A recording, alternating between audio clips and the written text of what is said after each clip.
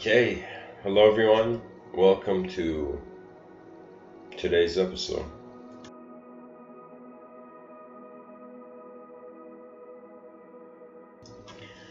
I thought about speaking about a concept where I'm pretty sure in the next, I have a huge, what's the word for it?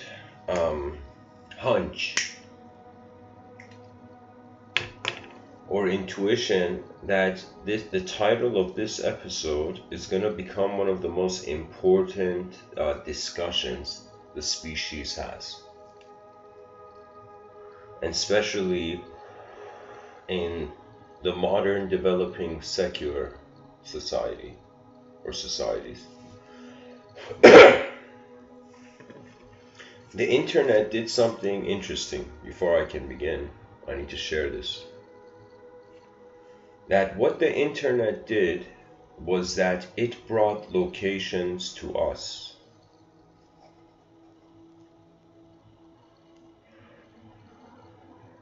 And I was considering, we human beings treat free will, the idea of free will, as a verb. And so it's as if it's this mentality of going to the world rather than the world coming to you, you see? I was thinking about the idea of free will, and I was like, okay, how can this idea be an illusion? You know, our whole lives are based on free will, the measure of the individual, the ethics and morality and right and wrong of civilization is all based on how the individual conducts itself in the various contexts of civilization.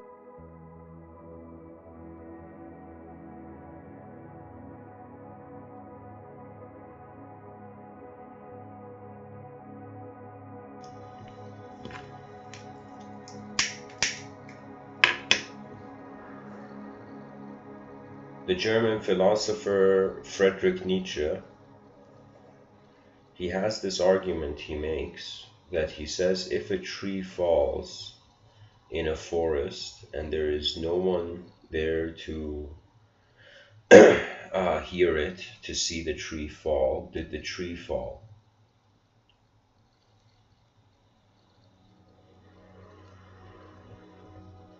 I find when it comes to free will, or a world where there can be free will in,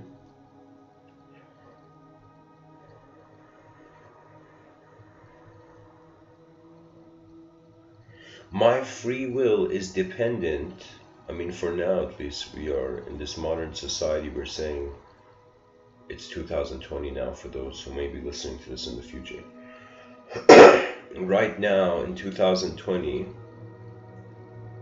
we say through secular understanding and evolutionary biology that the brain emerged and then the psychology emerged.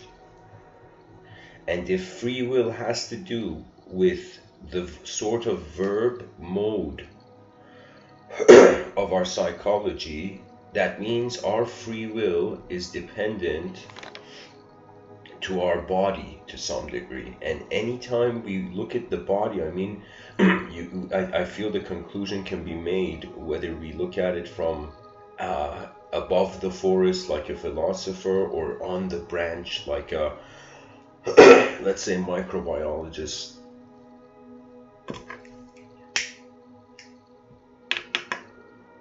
What I mean is that the idea of free will, if there was no body, there was no human body, we wouldn't even have the concept. The concept is conditional to an individual force's self-awareness. We cannot even know we have free will until we know that there is someone that can have it.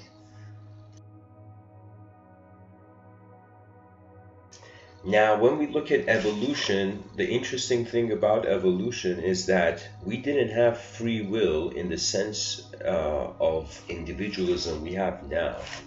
That means, think of it this way, that human beings, an ultimate sense of free will, this is hard to find. Okay, this is hard to, uh, it's as if I don't have control over my DNA, how my DNA looks, or what my DNA is, but I have control over how this DNA expresses. I can turn my head, but I cannot turn the planet. For example, the other way. I could turn my head the other way, but I can't turn the planet the other way. This means that due to, first of all, there needs to be a mover. There needs to be something in order to move. Because the act of free will is a decision. That means if we were a statue and if all of life was a picture, we would never know we have free will. It is only in the sense that the realm is like a movie and the character changes. So a character that can't change can't have, that's the only reason, not the only reason, that's free will is coming to the change of this character or this evolutionary animal being more and more in its control. So what does that mean? That means there were no human beings around. There was just world moving. Think of it this way: nature had laws, we didn't. There were no human beings to even interpret nature's laws. The concept of laws didn't exist. It was just world movement. Okay, then there came a bodies movement. There came a specific separate body. For me, this is a mystery, but for many people, evolution is enough an explanation.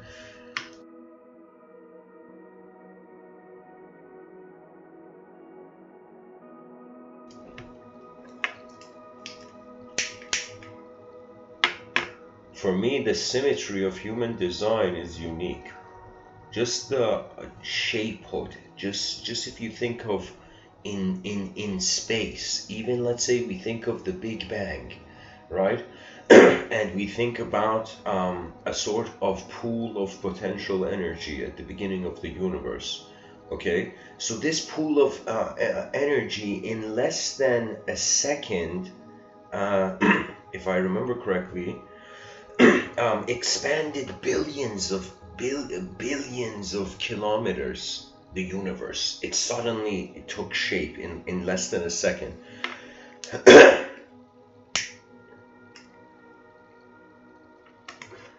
So all those shapes, the shapes of energetic law, energetic movement, that is as much of a mystery. For me, it doesn't matter if it's the shape of a coffee cup, if it's the shape of a universe, or it's the shape of language, or the shape of whatever. Just the fact that there is a design in where there should be nowhere, as far as I'm considering it, that when a child is born without a context of what it was before, or if it was anything before, or it was nothing before, that means we don't realize it, but our earliest memory is nothing. It's like they ask the person, remember your childhood, and the person's like, oh yeah, the good old days. Then it's like, remember before your childhood. The person's like, excuse me? You want me to remember before I was born? It's like, get out of here, man.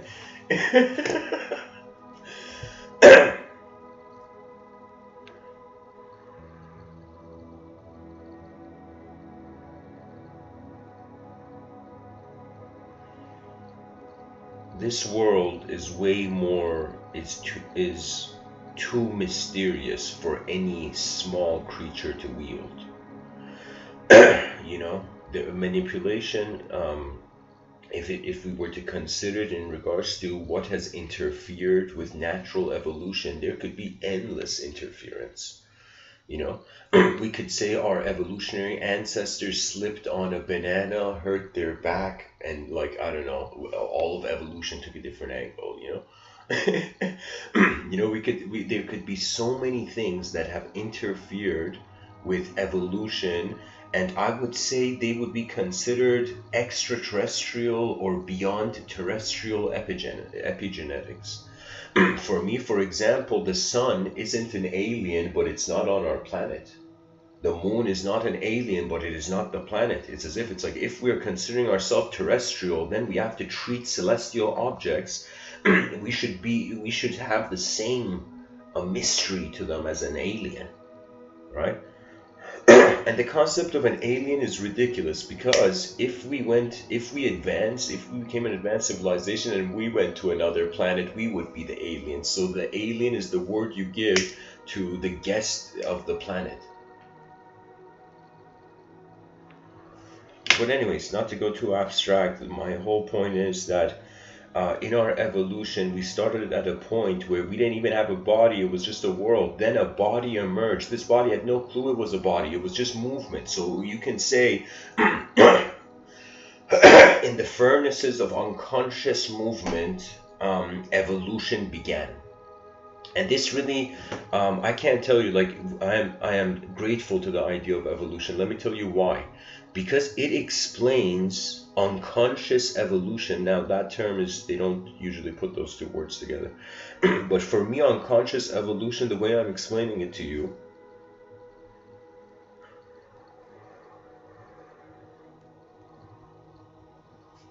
evolution explains how our ancestors figured out what to do without any reason, logic. It was instinctual.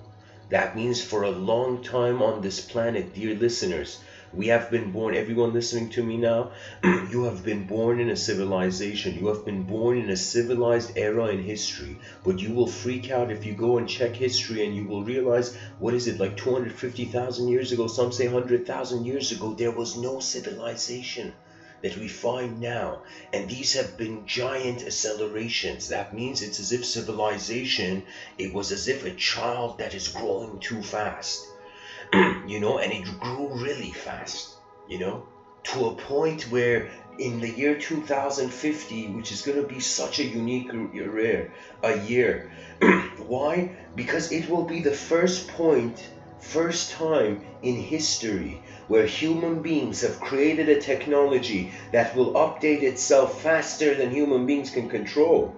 You see, right now we are the dominant intelligence on this planet.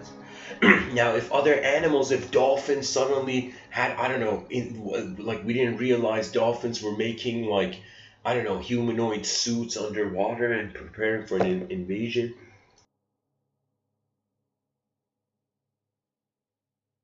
And let's say the dolphins won, like they would become the dominant intelligence. Pretty much, we may think that we have a democracy, but we have a democracy in our species. Our species is acting like a monarchy when it comes to nature. We're acting like kings and queens that don't have to even look when they drop their weapons into the air. Do you know what I mean? There's a level of archetypal power that makes you actually stop caring for human life, and that is dangerous. And the way it happens is when the person makes a bunch of mistakes, it becomes like they stepped on too much. They stepped on like gum. Do you know, the mistake echoes? So the person, after some point, let's say whatever you do, let's say you let's say you were a blacksmith back in the day, and somebody took you to a place where the king ordered, we need carpenters, we don't need blacksmiths or something. Or let's say you were a carpenter and it was a time of war and people needed blacksmiths, okay? And so imagine this carpenter having to be a blacksmith.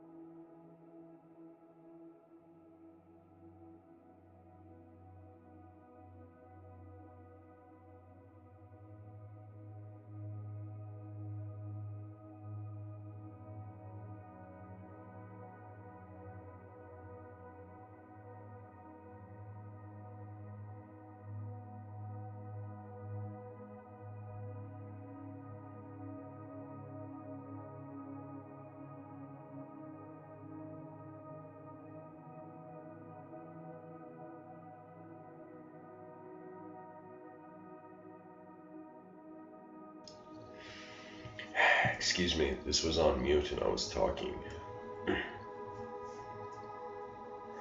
But what I was saying, just to catch up the listeners,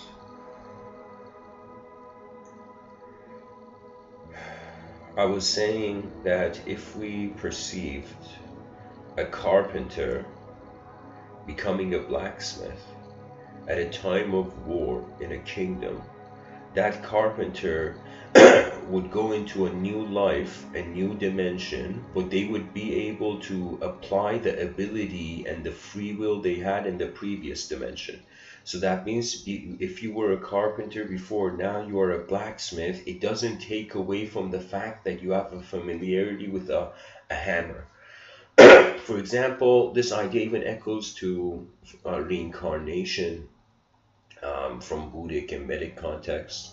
And I would tell you what it would be. It would be as if anything that comes naturally to the person, whether through genetical familiarity or, let's say, René Descartes' mind-body dualism, as if you have a familiarity from a different dimension.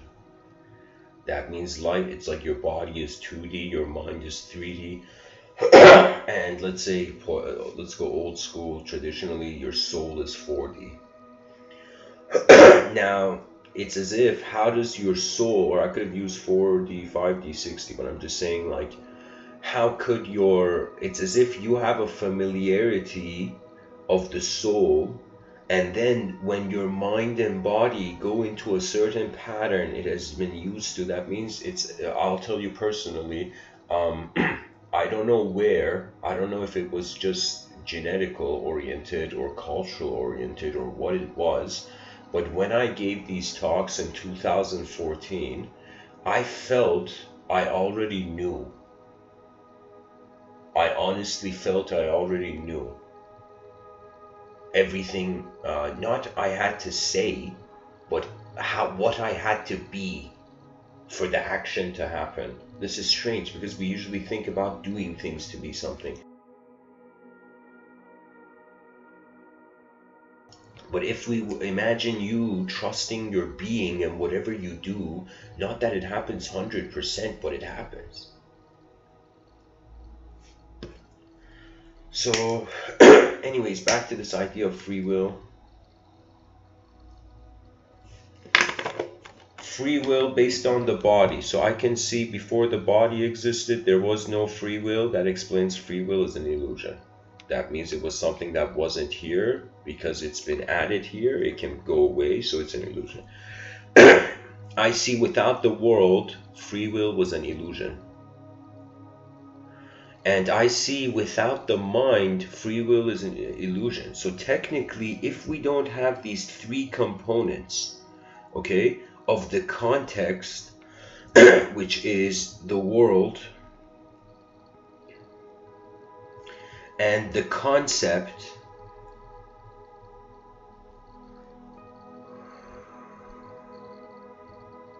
or concepts, let's say, which is any sense of self, whether yours or others. I would just say other here. The concept is, let's say it's people. So there's people. I'm telling you, pretty much 3 dimensions are required for for free will not to be an illusion. And if any of these 3 dimensions changes, and I would say it's the world, it's the self, and it's all that is. Excuse me. It's all that is the world. It is the self, and it is other.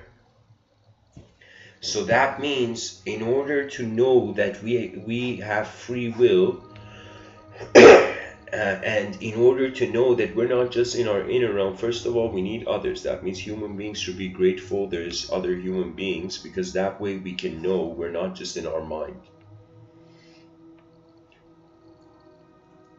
In this triangle, one major point is the self. Everybody has to look at this. Everybody has already. Anybody who has an opinion on my voice, you know yourself. So that part is, we can do a check mark. Now, when it comes to others, very few, I shouldn't say very few, but When it comes to others, most people, even with others, they're actually with themselves. That means to be with your world has to, in some sense, mean you have to step out of your world. And people are going to be like, Mr. Within, what do you mean I got to step out of my world? I mean that how your eyes open up to the world and accept its meaning, you are only seeing it. And what is out there? That means in front of our eyes, one common outer realm. It's as if 8 billion human beings have logged in to a multiplayer online physical, elemental, and virtual video game. Okay? In front of our eyes, we're in characters in the video game. We cannot ignore this. And the video game was not built by us. It was built before us. But our understanding of the video game is built by us.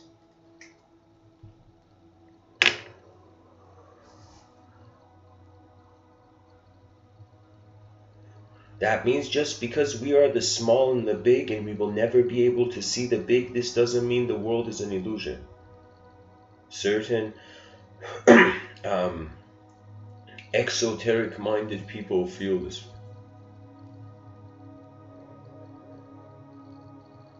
Honestly, life is about where your attention is causally, then its effect turns into others in the world. That means for me, it's very hard to say, okay, am I being the whole universe right now happening in one moment? Am I being a self in a world happening? Am I nothing, just pure nothing? All of this is a mirage in the desert of space, empty space. Or is it infinity and we have no way of fathoming it? And I am really inclined to the infinite, because in ancient cultures, and I feel this is why the Yoga Patanjali Sutras and the Upanishads were preserved until now. They have a role in modern society. Ancient mysticism, they found access to nothingness. They figured out what how human beings should treat nothing. That means accessing a state of emptiness. Then modern society has accessed the state of duality and religious mentality, which usually is towards union with God. And in the polytheistic tradition, we have Bhakti Yoga. This is oneness. People don't realize, but this universe, oneness cannot know its oneness. So if you think you are one with the universe right now, that thought can never be one with the universe. That means oneness cannot be known. If you're being it, you're most likely being it as silence. Because the moment words enter, you're in duality. That means either we stop speaking and everybody's one truth, or we entertain that, okay, there is the void, there's the possibility of a oneness of being which we call existence, but now experience is dualistic. So I would say empty space, and guys, I know the picture I'm painting is going all over the place, but trust me, I'll wrap it up. I'll spiral it back. What I was thinking was that the numerology can explain consciousness. 0 is unknown. This is an unknown state where all reality emerges from. Ancient Greeks called it chaos, and order was like it was born, you know. So it was chaos, and then it was Chronos. Oh my God, I'm forgetting my Greek mythology. Chronos and Gaia and one other thing. Anyways, CHRONO, that sort of Chronos means time. So pretty much it's a suggestion that from chaos, like, let me find it. Let me find the thing. I'll fix this up.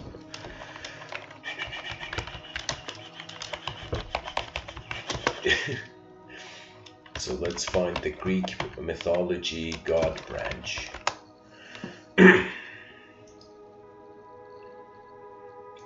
There we go. Okay, this works. This is a version I hadn't seen, but I guess it works. So if people look at the, what do you call it?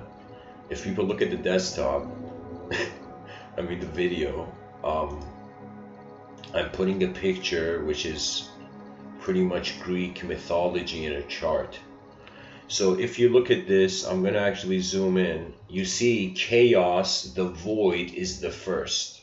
That means meaninglessness. That means anybody on this planet who says life has no meaning, there's no meaning to life, it is saying nothing new. They're just reverting back to what the ancient Greeks knew. That means it's nothing new that we're nothing. You know, so it's like atheism. Everybody started as an atheist. This is why atheists shouldn't try too hard, and they should try to comprehend that culture is a multidimensional phenomena where language is interpreted by the human being in multiple ways. We cannot just slap language out of people's minds when their life has lived through moments that relate to that language. You know, so the best thing is for the species to wake up from the linguistic simulation and use language as a technology, not to hurt people or to blinden people, you know, but language is man's greatest tool, greatest technology. Anybody who learns how to comprehends language, I will tell you, you will get insights about the world that surpass any sort of spiritual idea you have heard on this earth. Let me tell you why. Because it is the major technology that is giving some sort of substructure to the subconscious and the unconscious. It is the bridge maker between our conscious mind and the unconscious. It is the only technology we can use to, in some sense, or midway of using it in an advanced way, or the yogic path of complete renunciation of all of the inner realm.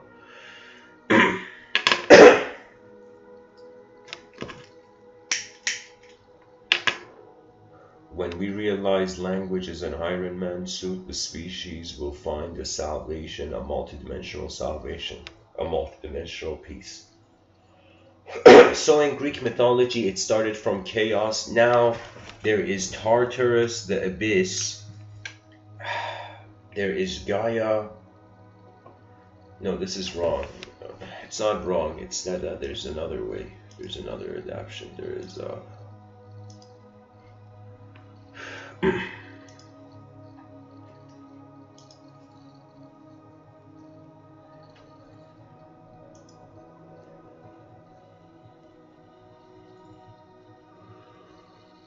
oh, okay.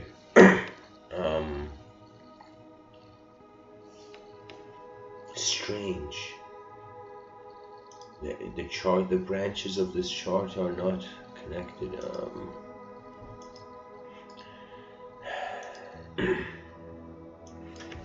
Sorry guys, I'm trying to find this Greek mythology branch.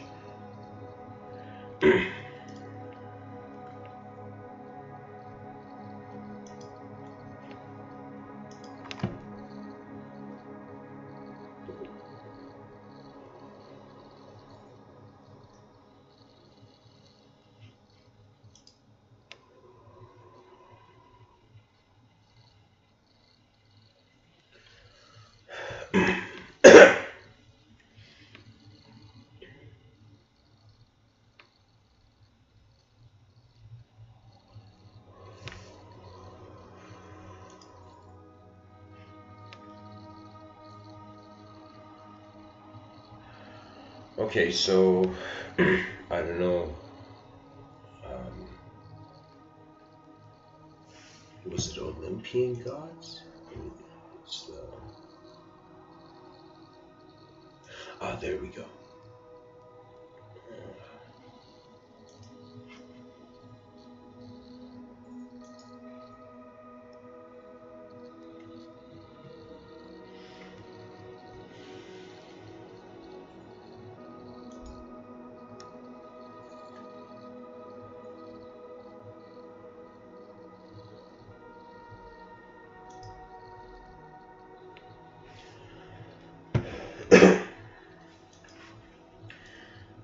Okay, guys, I don't know what's up with this. I can't find this.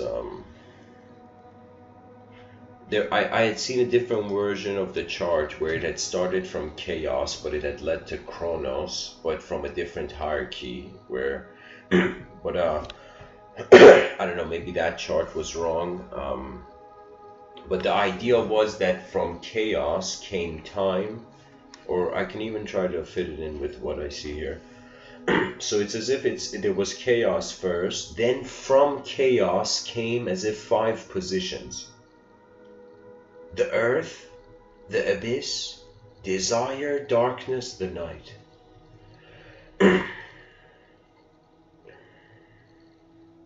So the earth and the abyss, I don't know, it led to the weather. It's like the child of matter and space became the, the weatherman's destiny.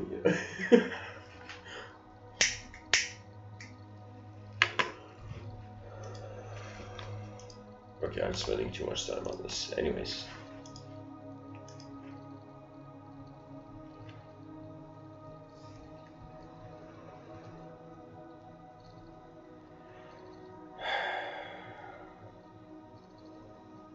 My whole point was, the more we go back in time, the more we find there was no time, there was no story, there was just movement. There was just the movement of nature.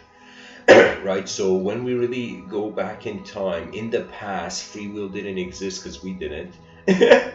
So if free will is the gift of evolution, let us consider. It is when the brain reaches a certain point. Now modern neurologists and a biologist, which I am very fond of, I've listened to many of his lectures, but I can't believe he was saying this. Right? And he was nullifying free will through genetical explanation. Right? And that is totally fine in the sense like that the truth is important, the outer realm truth. But if we treat reality like a notebook, if we treat it as if it's not just a mind projected from a body, it's a body projected by a mind.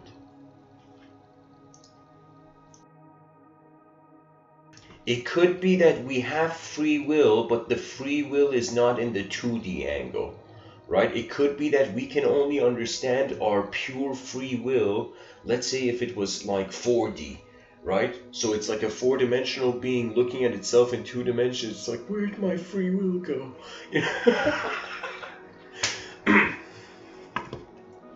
And I'm joking, of course, but the idea is like, it took us 4.5 billion years to have free will just to realize we don't have free will, it seems. This is the conclusion modern secular culture has made. And for me, culture, you know what it is? Ever since hearing this incredible lecture by this scholar named Terence McKenna, he said culture and ideology are not your friends. And I had never thought, I had thought about friends in culture, right? I had thought about different ideas, but I had never thought if an idea or an ideology, which means a certain opening to the realm, or culture, a certain way the realm, you open to the realm and that way is being maintained. Terence McKenna, this man, was saying these are not your friends, and I was like, you are telling me the things that I have spent my whole life on are not my friends, right? It was a very intense thing. Then I realized why, because actually, if an idea doesn't, if momentum, life force doesn't come from within you, you don't feel it's your life. And that's the most complex challenge for me as a speaker right now, in this era, to try to speak in a way where people realize their eyes are where God is hiding.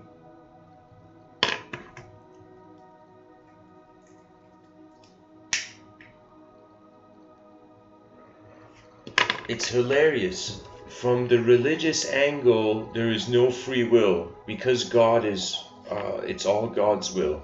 and God is inconceivable, so technically it's the will of the inconceivable that moves the conceivable. That's the religious lens. And then we have the secular lens, which is saying that it is an elemental mirage, as if electrons are lying to us about what we see. It's like electrons are liars.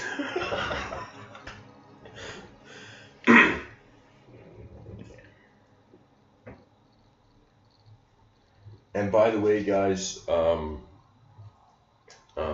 anybody who is experiencing these talks and shares their experience, I honor you for doing that. It's incredible sometimes knowing how these talks come across, because I never know.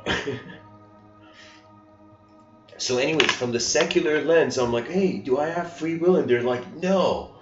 I'm like, why? Because the brain wasn't up to you. And if the brain wasn't up to you, who makes you think your life is up to you? So it's a mirage. It's fascinating.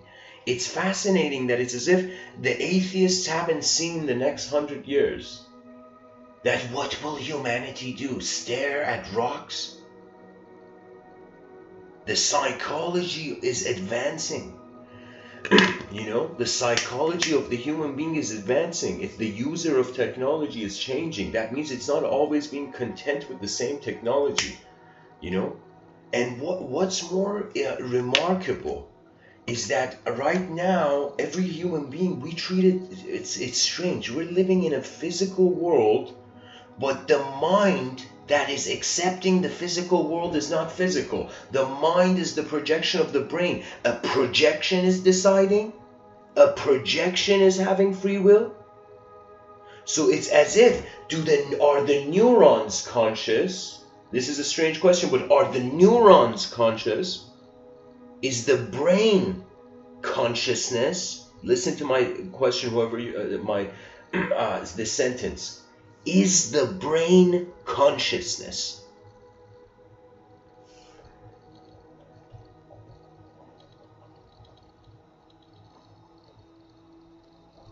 This is one of those rare phoenix questions that, if you were back in the day, let's say at night, getting water from a well, and you looked at the sky and it was moonlight, and then suddenly you saw these flames and you're like, what is this? And you saw a phoenix.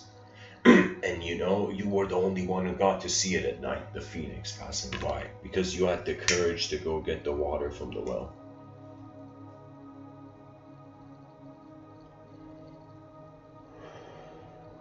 And it's hilarious in the sense that, like, there's this giant self-development, self-help section in bookstores, but like free will is an illusion, It's like there's so much consumerism, but who's buying all this crap? That's the hilarious thing. That the who doesn't exist. The who is momentary, and for most people, I would say most people reside in an emotion, because it takes effort to move your own eyes. That's the explorer's will. The best thing, the epitome of knowledge, is an explorer. Not a submissive robot that's like, okay, the past behaved that way, this way, I gotta behave this way too, because who am I? The past's voice is louder than mine, it seems. For me, those Homo sapiens on the planet that are not trying to satisfy the past, but are trying to raise the bar for the future. That is the only cultural enlightenment. Cultural enlightenment is not going to be like, everybody be soft and gentle only, It has to be where lions are roaring for different causes.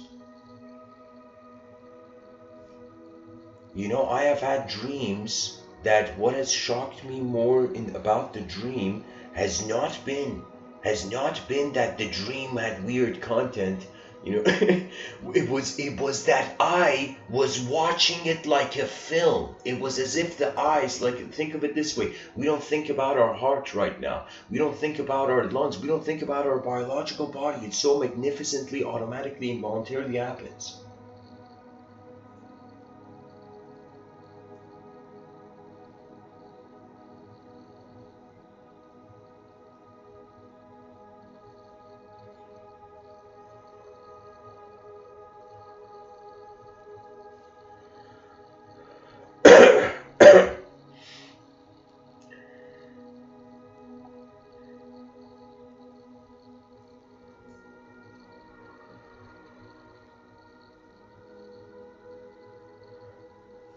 Can the candle glow exist without the wick of the candle? It's like, just like we need the glow of the candle,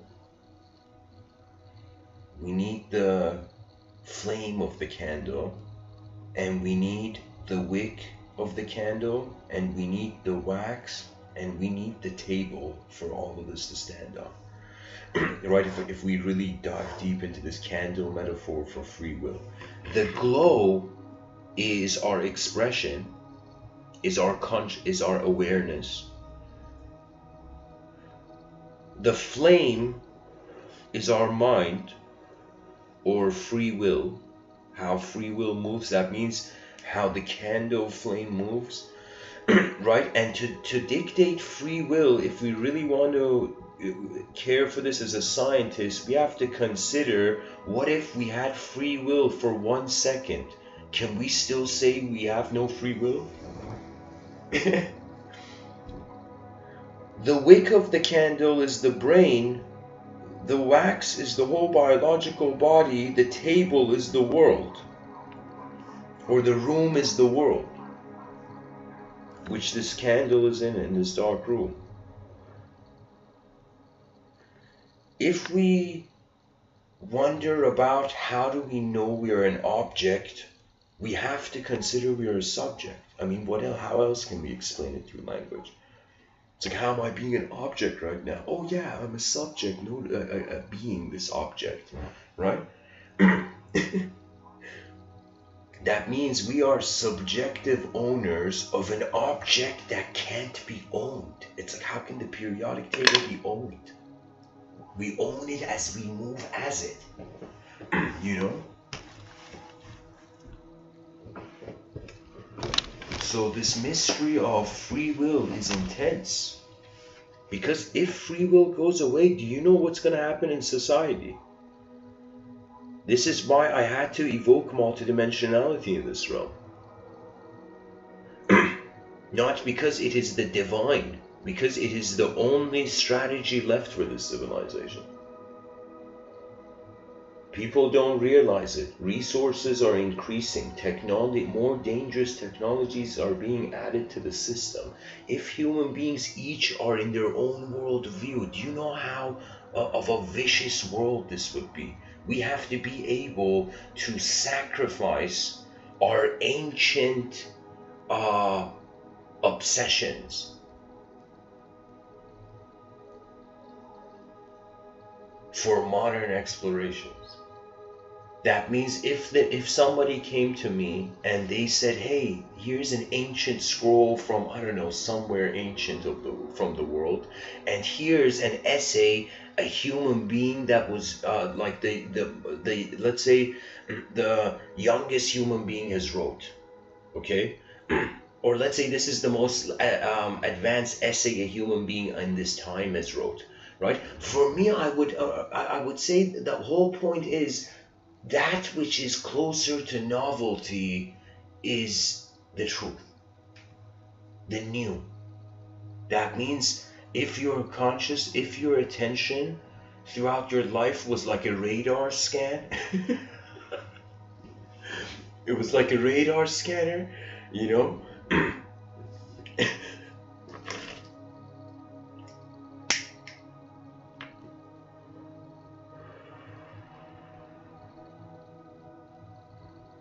Can you imagine like being in a submarine and being like oh my God, we see philosophical peace on the radar scanner. You know, what do we do, sir? You know?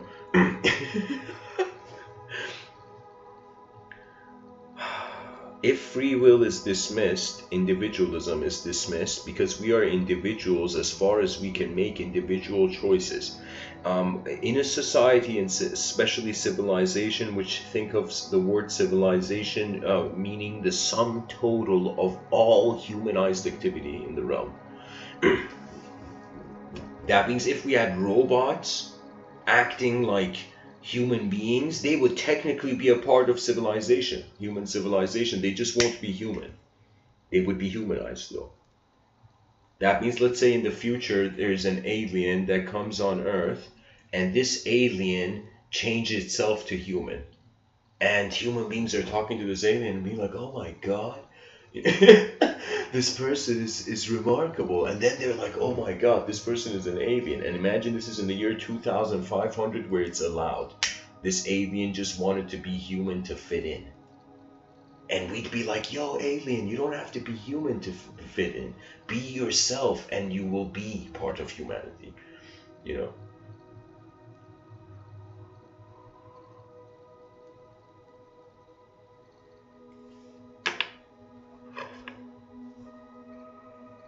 Free will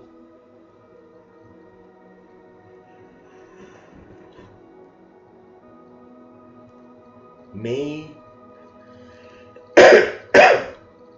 appear as an illusion, but it is a real opportunity. That means right now, guys, check this out. You know, everybody, like modern neurology has dismissed free will, but check this out. I just picked up this coffee cup and I raised it in the air. I raised this coffee cup into the air, guys. This is free will right now. So this free will, we can define free will as the awareness to it. That means, what if free will is something that it has to do with our push, our expression, our effort? I would say before modern science should dismiss free will, it should reduce it to a binary level where it's 0-1. That means we may not have ultimate free will, but we have free will to press our foot on the gas pedal or not, you know.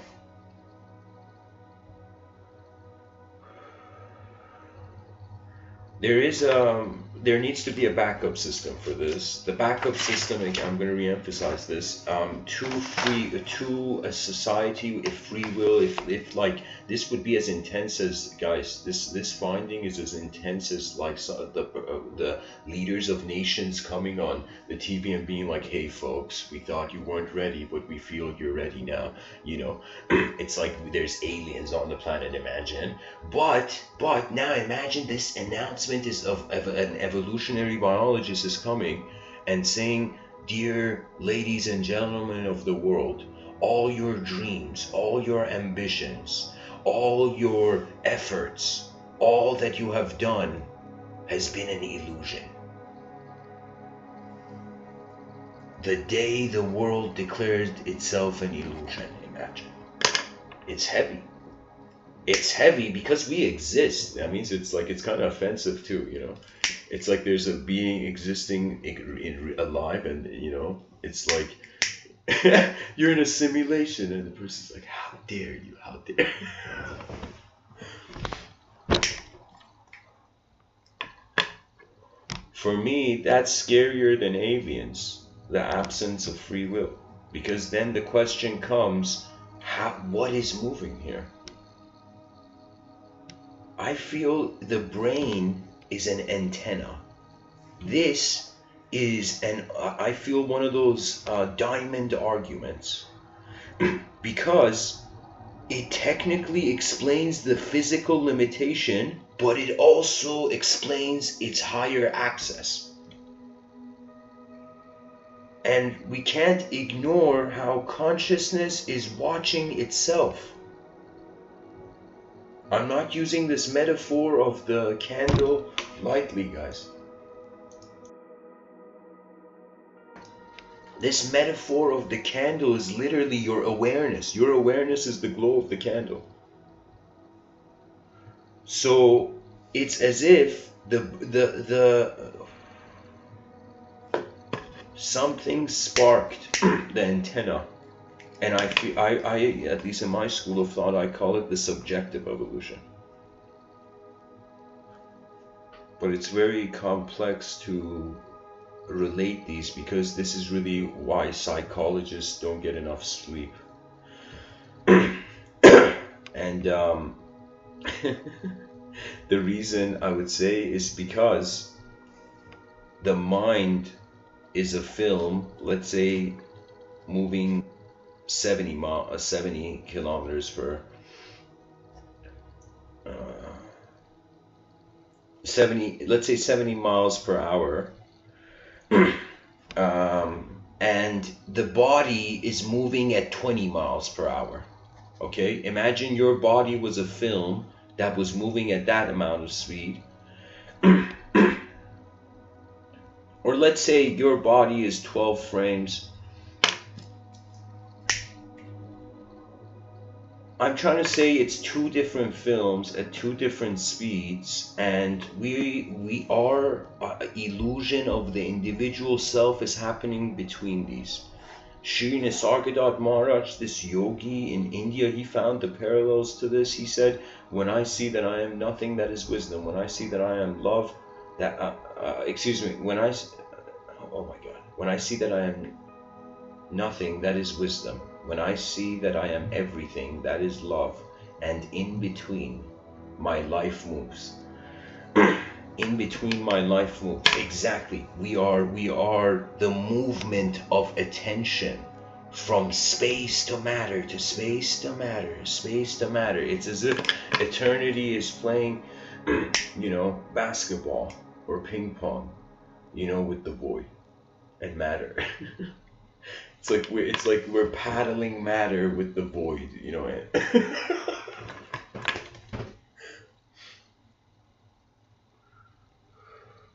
So this is a cool point, that the society and the civilization needs philosophers,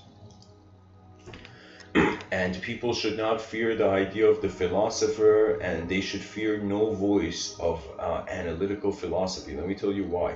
Because science is a branch of philosophy. Philosophy is the older brother of science. And mysticism is the older brother of philosophy.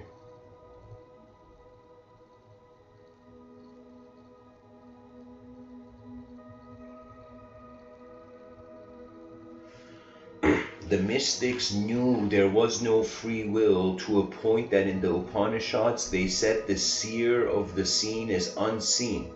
There is no humanized free will, but what constitutes our intelligence, and what level of that intelligence has control or needs control, and how much of control is in time, and for a timeless being, what would control even look like? That means it's like, there could be this notion that we are in a bubble of time, and when this bubble of time bursts, we will return to a timeless space. I have moments in my life where I meditate on the absence of phenomena.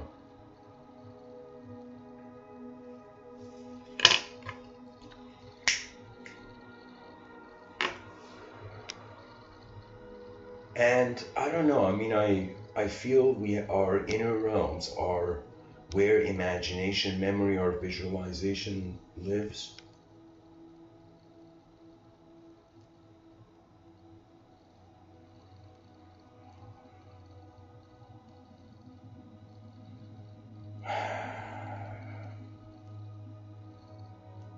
It's as if our minds are here to train us, to prepare us for liftoff into the unknown. So this life is meant to be enjoyed, engaged, embraced, envisioned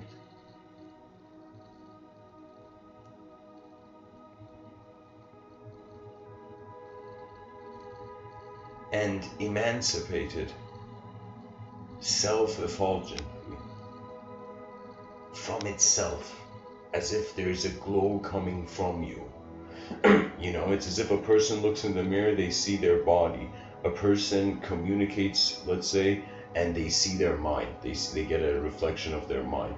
But a person's soul is when an unknown event moves. As if, imagine this world was a simulation and the person didn't know it was a simulation, but something outside of the simulation moved the simulation.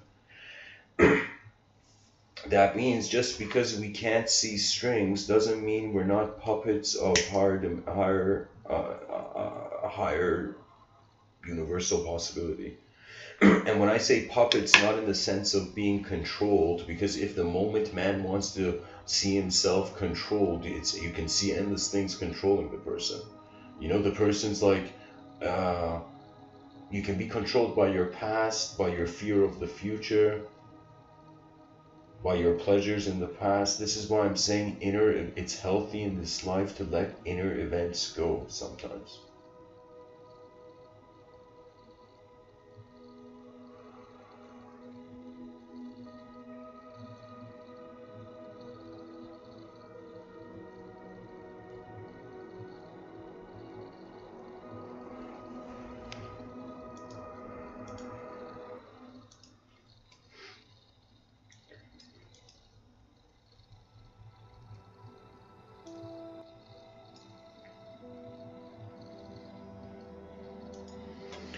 All right, I need to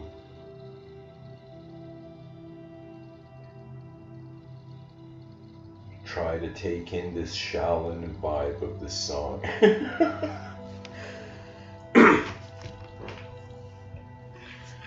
Okay, so we should see the possibilities of the realm. We should first have a model, and let's call this model 1.0. Model 1.0, and this is, I'm sharing with you a technique of my own, inner realms. First of all, an important quote to remember is that it's ascribed to Leonardo da Vinci. We don't know its accuracy, but it's a useful quote. He says, to develop a complete mind, study the science of art, study the art of science, learn to see, realize how everything connects to everything else. So that last part, realize how everything connects to everything else, is super crucial.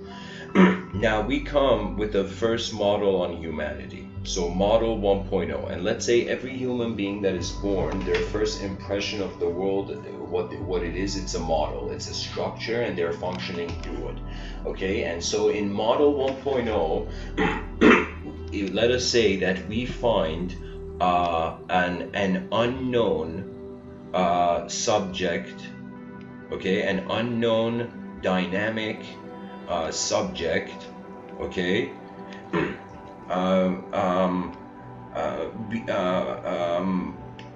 being present as a known static object. Okay, and when I say static object, I mean atomic to the and even though it's as if like everything is moving, but I'm saying like there's no such thing as stillness is as much of an illusion as space. But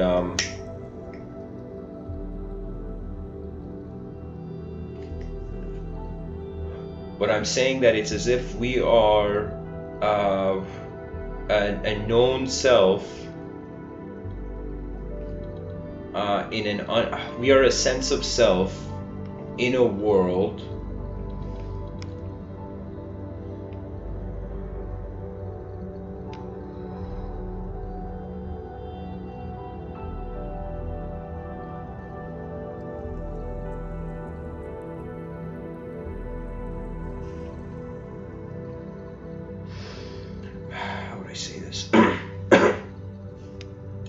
okay, known self in known world. This is model 1.0. This is why children are happy. They don't know how giant and unknown and vast the world is. Okay, so first model is I'm a known self. I'm in a world that's observable. I'm an observable self in an observable universe, in an observable world, and I'm happening simultaneously as the universe is happening, and life is, one simulated extraction from the realm. Now, let's say model 2.0. So we had, I'll say it. Let's say we have a triangle, and we have point S, we have point W, and we have point SW. Okay, so we have the self, we have the world, and then we have the awareness of the world and the self simultaneously. The self world is unknown. The self of the world is unknown, the world of the self is unknown. Okay, this is one angle. Then there's the known self, and then there's the known world. Okay, so in model 2.0,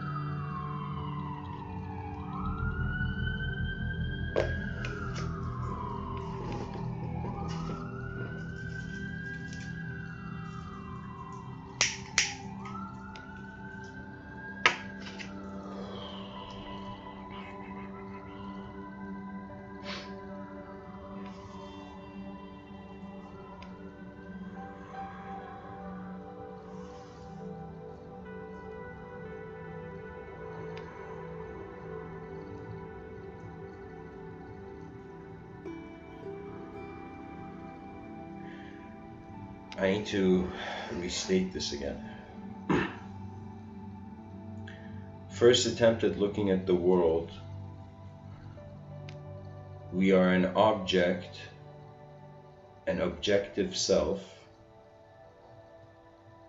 in an objective world.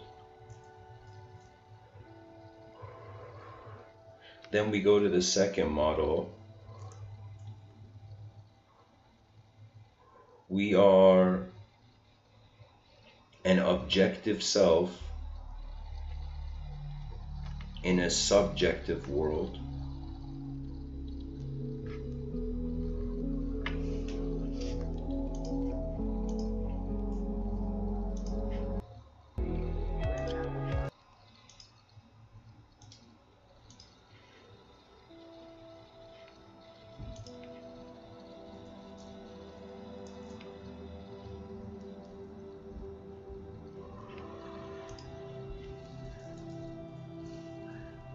Model 3.0, we are a subjective self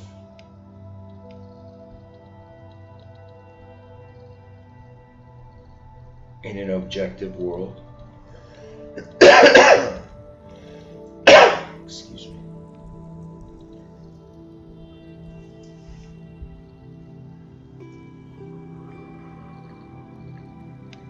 Model 4.0,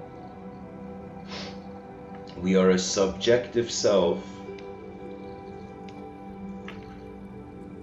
in a subjective world. There we go. So these are the four models. I could even see these as four phases. Currently, we are in model 1.0, where physical self, physical world, then a physical self in a non-physical world. That means your imagination comes from your brain. Then we have come to a point where the self is unknown. That means imagination is not imagination anymore, but still reality is reality. The outer realms is unknown. So that means the self, the one looking, is becoming more mysterious now. So at first there was nothing mysterious. Object is just moving. There's no questions to ask.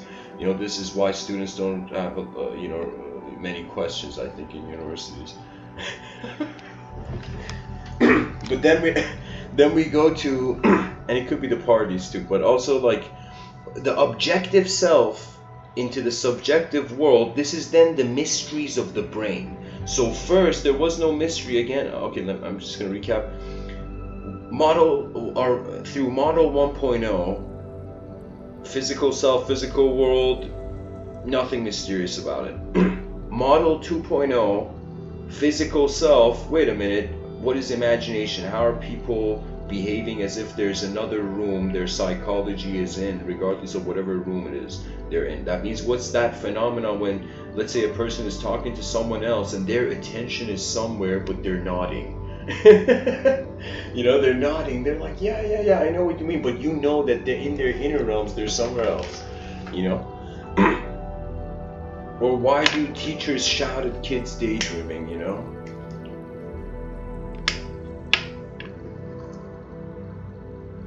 So now the mystery comes not just in the brain, where neurology has taken us, and free will being an illusion prevents us from going to the third phase, the third model, where, okay, now the self, the what we think is what we're calling the brain, a physical brain, it's as if that is being treated, the self is being treated as unknown, subjective, and the world is being treated as an object. So this means, again, imagination no longer is the imagination that we kicked out of the room of reality. Then the fourth phase is when it would be, I don't know how to say it, but it would be transition outside of physicality. You will be a subject in a world of a subject.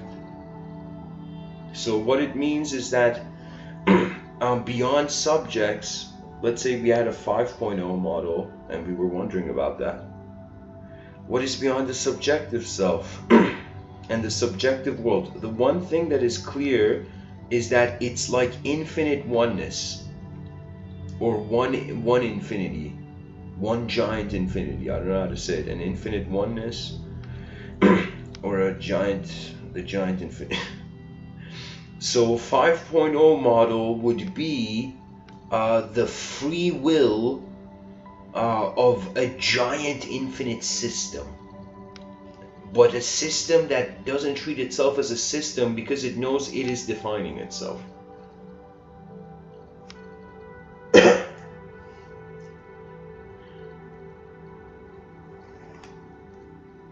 To be honest, guys, this should have had a third point, but it's just I didn't have enough paper. Let's say that was the problem.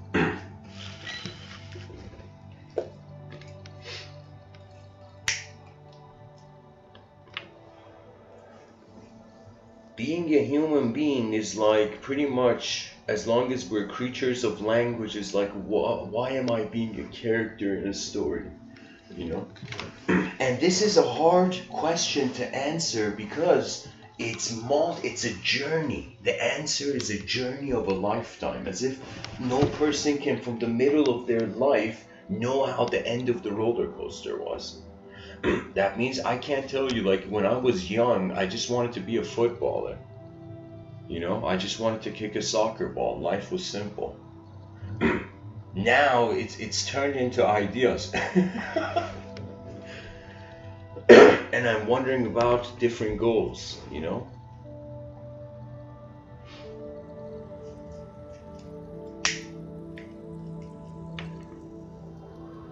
We change because the world changes. Can you imagine if we changed and the world didn't? We'd be like, what's wrong with this world, you know?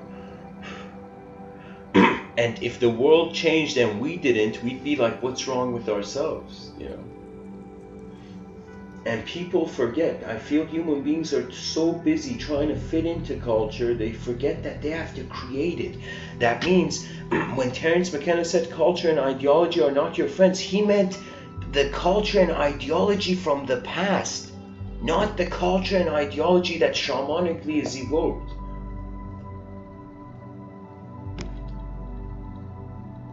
Not shamanically, but shamanically.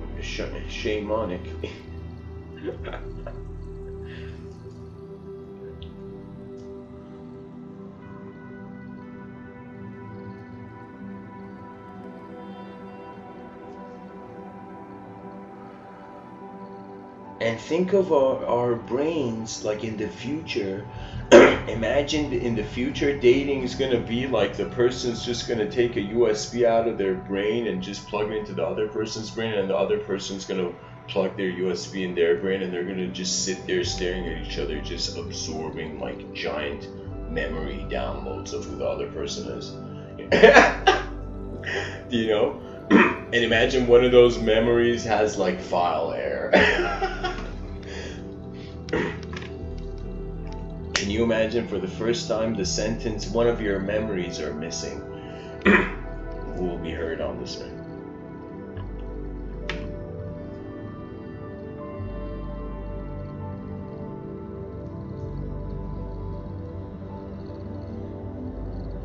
Free will is honestly instantaneous, spontaneous expressionism. That means it's like sometimes I ask myself, okay, I have the inner realms. That means I could look at this coffee cup and then philosophize about it in different angles. Okay, wonder about what it could mean, what it implies, even apply Aristotle's four causes on it, and to wonder about its various contexts.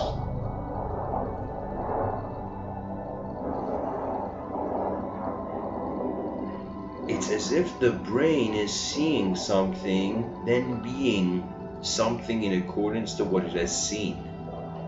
And it's as if fragments of information. So what is life? A person lives, how they live becomes memories for tomorrow. So how you live today is preparing your mind for tomorrow. Literally, you are creating the memories of your future self right now. So if in every moment you max out your effort, you have endless effort, then you create cool memories for yourself, future self.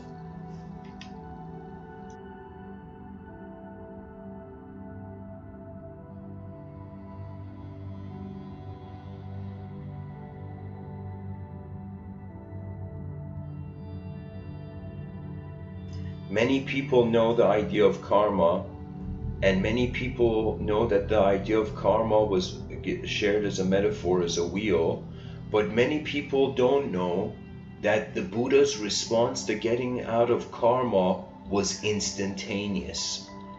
That was the inner promised land necessary marketing of nirvana. It's instant. You can instantly realize what you have always been. That means if there's a truth to this realm, you know what it is? It's like being in a empty universe and shouting at the sky, show me the truth here. And then realizing we want freedom, but then we want truth to be outside of ourselves now. It's impossible. It's impossible to be a free being and to be attached to the linguistic outer realm truth. I entertain language. That means I will tell you, ever since 2011, even if there was, let's say, a divine agency that had to process my karma and be like, okay, what did this human being do? I would tell you, from 2011, I have not been an ideological self. I have watched it though. I have become aware of the internal cinematic experience, and it's just like writing. When you do something a while, it becomes second nature, so you don't have to consider it anymore. It becomes instant. So it's as if like it's the same with any craft, whether it's someone drawing, whether it's someone driving, as if the novice drivers, their attention is too much inside the car. The novice artists, their attention is too much on how am I holding the brush, is it right, is it wrong? Like that's like limited access.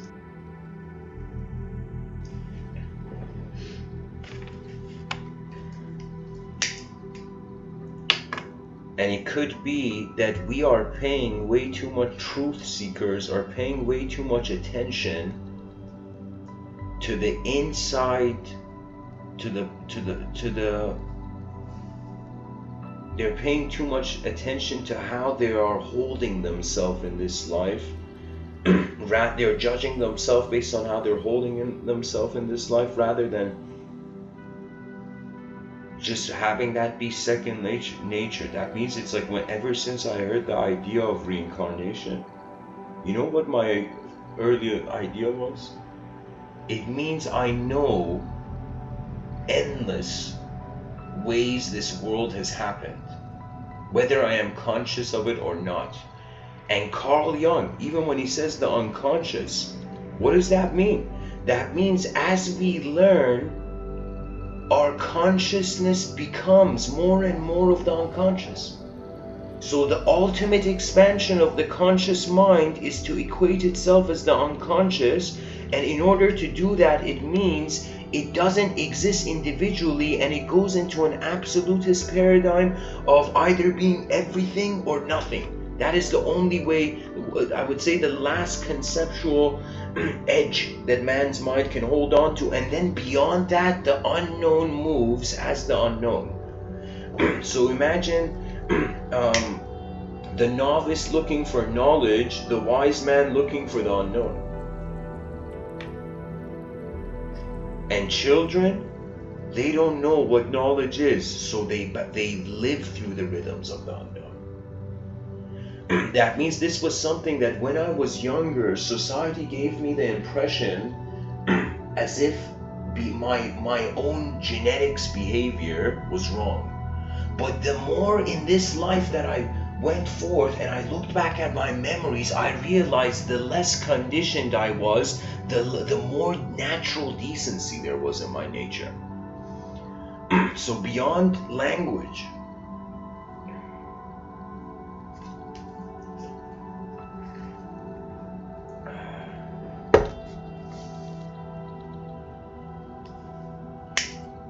there are hidden truths. And I would say those who are lovers of the unknown and not mechanistic worshippers, because you can worship a technique and a narrative. You can pretty much worship anything. And what is worship? Your attention is locked down on one image, pretty much. Worship is another word for like ridiculous concentration, you know.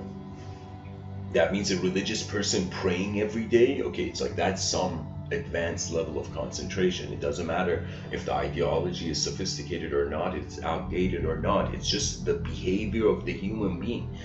That means in some sense we can never really brand people based on their ideology, because ideology changes. That means somebody tell me, in this world where there has been so much bloodshed and war over beliefs and disbeliefs, so much disturbance from this, tell me, what is a child that's just born and the doctor slapped its back and the child is breathing? Tell me, what does that child believe in? What is that child's philosophy? What is that child's truth? It's as if it's like after we find truth, what? We're gonna go and be like, hey birds and squirrels and all the animals that are just being present alongside the realm. You know, have you thought about your philosophies yet? Can you imagine we attach advanced AI to animals, right? And an animal becomes as conscious as a human being. Let's say a cow becomes as conscious as a human being. And the first thing the cow asks and says, why have you done this? Let's say an animal becomes conscious. Why do you meddle with the human? Why do you meddle with animal life so much? You know, that means species interference has karma. You know, this is why I'm trying to hope that the future, it's not that we use nanotechnology to somehow imagine you could drink like 3 bottles of some sort of juice, and let's say this is immortal juice, and that was enough to make your body occur in the most advanced energetic state, right, in the healthiest way. And you know, people no longer had, people had to use forks and spoons so long, they were like, oh my god, what was dinner? Was dinner a myth?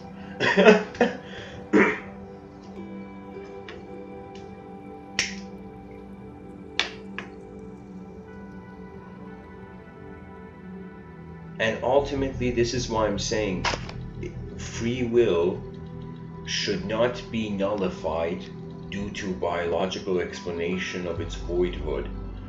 Free will should be used. Everything on this island we're stranded in this galactic island should be used. I'm telling you, what knowledge, what is learning? It's like, tell me, in the movie Castaway, what greater life lesson could that man get? In the middle of nowhere, all civilization has began. Have we forgotten this point? Or are we too scared to actually enter the multidimensional? Because what are the options? If for the secular society, if free will, so if like look at the tragedy, look at it's mind-boggling. So, imagine a version of the world where everybody becomes a materialist. Everybody's like, okay, we're all just matter first. We're matter. Matter matters. Matter. Matter and space matters. It's like the life of matter matters. But look at the challenge we put ourselves through when it comes to matter. Like, this is what's the matter with matter.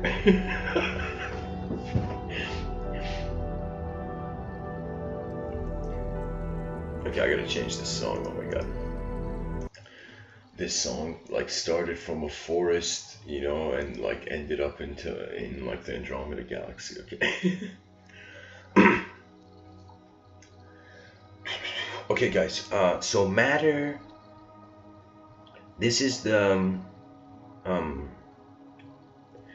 in a materialistic society. Okay. If the idea of free will is nullified, the idea of choice is nullified. So if people feel they don't have control over something in their life, they will stop living. If they feel there is no controller to the life, they will stop living. Okay? So it is important that we say it's not free will, that free will is an illusion through a certain angle, at looking at this mysterious concept of the free will through the genetical lens, through first consuming that matter is in the room first before space. Because we are defining space as the absence of matter. That's showing the ego of the species. We feel matter was in the room first before space. But it's actually space before matter. Now think of space being a metaphor for mind, think of matter being a metaphor for body. Now, in a materialistic society, you have ignored the space that you require to evolve this matter, which is arbitrary. That means don't abandon the arbitrary just because stories in the 6th century weren't what you expected.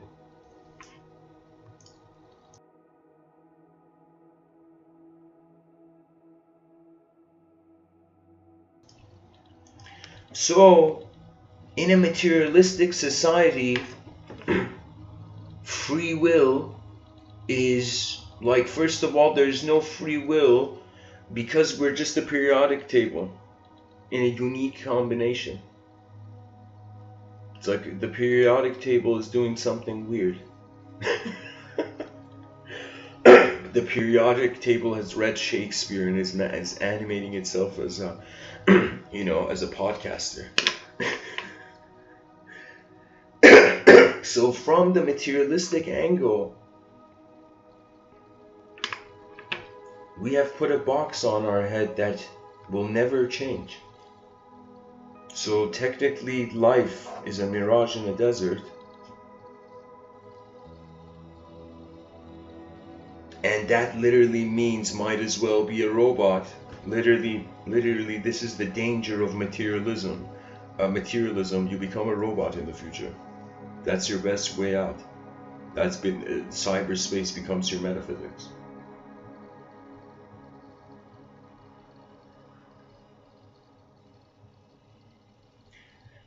Because if right now we're like, let's say a philosopher says, what if in this world we see individual phenomenology? What if there is collective phenomenology in subtler dimensions that are not visible to us? Like I don't see a Wi-Fi, radio waves, but they are there.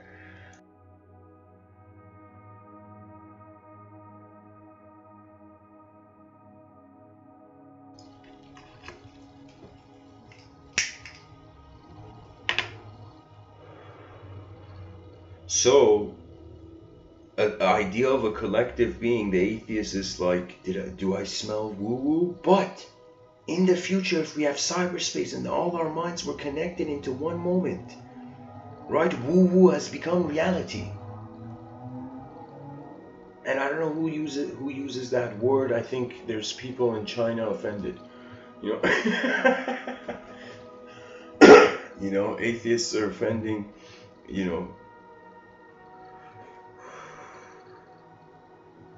their greater selves. Language should not own us. We own language.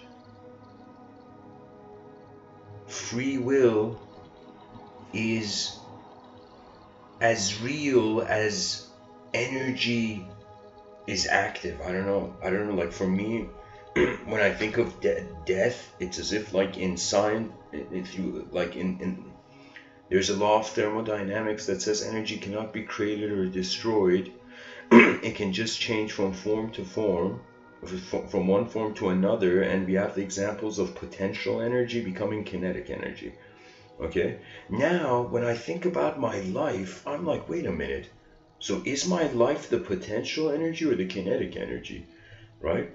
And it's strange where it's simultaneous. It's as if a past kinetic energy, it's like the potential of the void is my life.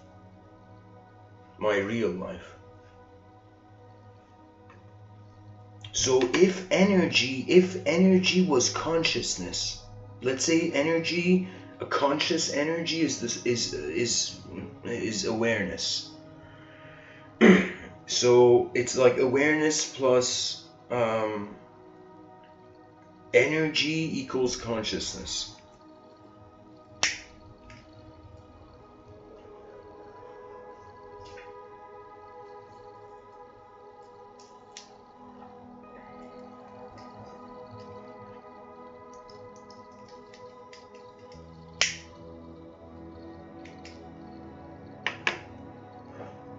Valerie in the chat section says atheism is technically a religion. I would say it's not a religion, it's a belief on a belief. That's what a disbelief is. A disbelief is a belief on a belief, but neither the believer or the disbeliever know anything about what they're talking about. It's like, what do you believe about the afterlife? It's like, I believe in hold on, let me see what my memory can tell me. It's like you can't believe anything about the future that is new.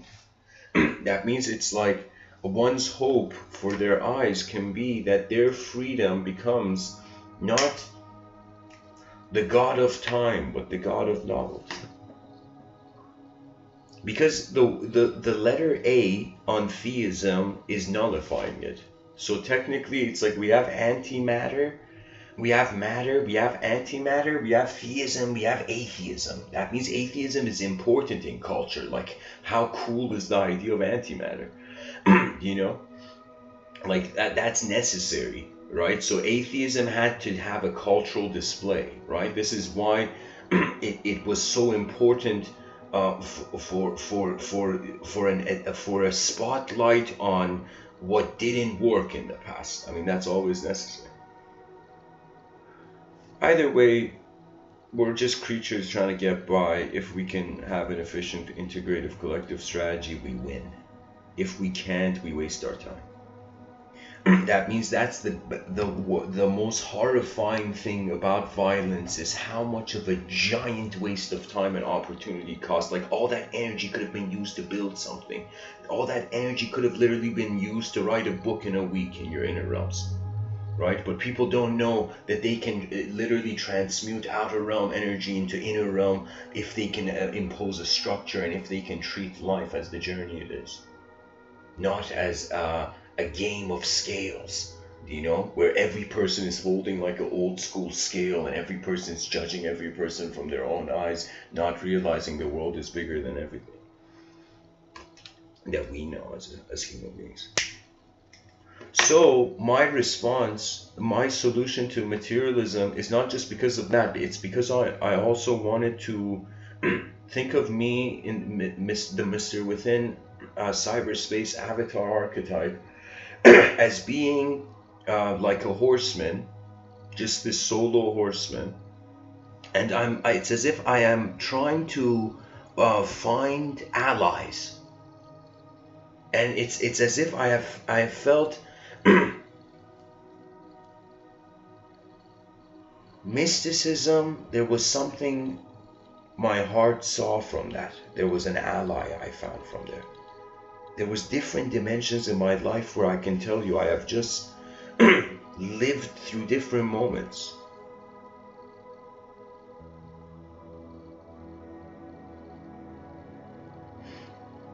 And each moment, how you hold your memories, how you honor your own memories. I don't know if people do this.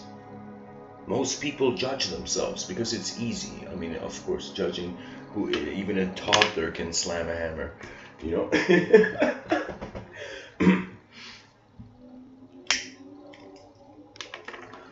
For me, the language has a cultural value, has an arbitrary value. I mean, it is arbitrary, but it has a cultural value, and it has an intellectually precise value. That means language is being used, people are using language differently. Some people are using language to sell things, you know. It's like be an explorer, and I would say your life will be free. People don't realize. It's as if like it could be the case that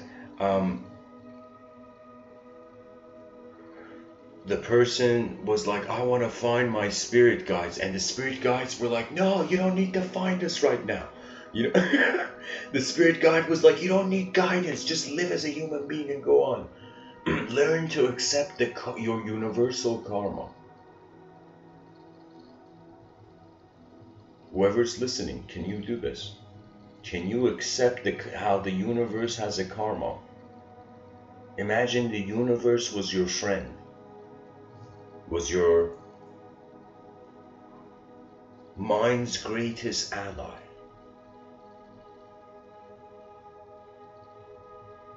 How would you care for the living world? You know, they say treat your neighbor like how you want to be treated, right? But how should we treat the world? And imagine we treated the world as if it's alive, as if people stopped wearing shoes. Can you imagine if that was part of like Hobbit metaphysics? They're like, the planet is alive, we don't wear shoes because we're in touch with Mother Earth and our karma's pure. You know, and we'll be like, no way, you know, hobbits sacrifice their feet for better karma.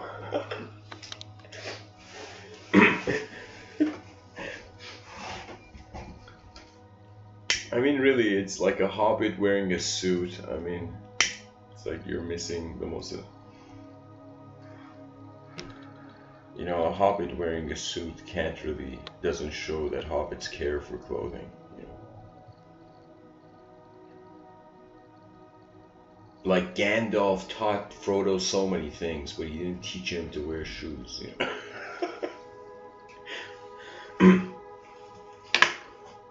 It's like, can you imagine, like in the middle of like Lord of the Rings, the Fellowship, one of the let's say Boromir or one of those guys, they come to the Gandalf, Aragorn goes to Gandalf, and they're like, Gandalf, isn't it a bit weird that we're walking on like stone mount, like on this weird mountain, and these hobbits don't have shoes? Like, how is it logically possible for them to have that much like Like, what is there? Is there some magical, maybe there, okay, this explains it. Oh, yeah, of course. Okay, it's magic. It's magic. Their feet are magical. It has to be. That has to be the only explanation why their feet aren't destroyed yet. Do you know what I mean? Because you need a plane. Literally, this is the whole like design of shoes. There's a plane between your foot and the ground, and that plane cancels out a lot of shock. Now, if that plane wasn't there, everything you step on, it would have to rely on the foot, right?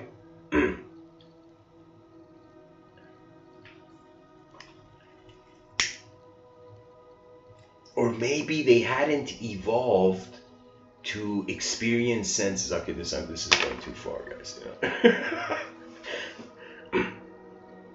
I gotta leave the Shire out of this for the sake of innocence of, you know, fiction.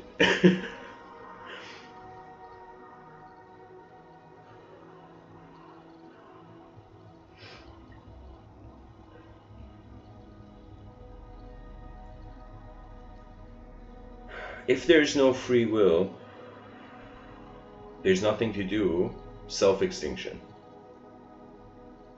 So it should be something where if biology proves that we're nothing, all biological analysis has been it doesn't make sense. There has to be an error. There has to be an error somewhere, because it would nullify. Like literally, Darwin would be like, "Yo, neurologist, you're messing up my style."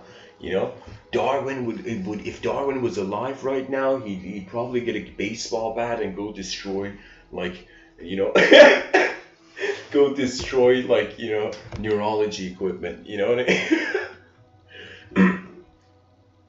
We have evolved, and the free will is the greatest fruit of evolution's tree. We bit the forbidden fruit, and we have become the forbidden fruit. But hilariously, if the creator of the universe is perfect, there is no flawless creation. So it is, it's so strange where I'm like, something about religion or the theological lens doesn't make sense. Like, God made a mistake? How's that possible?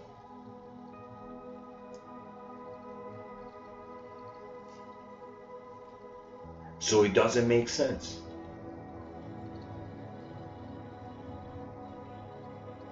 And I'm talking theologically. I'm not talking from a secular materialistic angle where it's so easy to dismiss something you don't look at.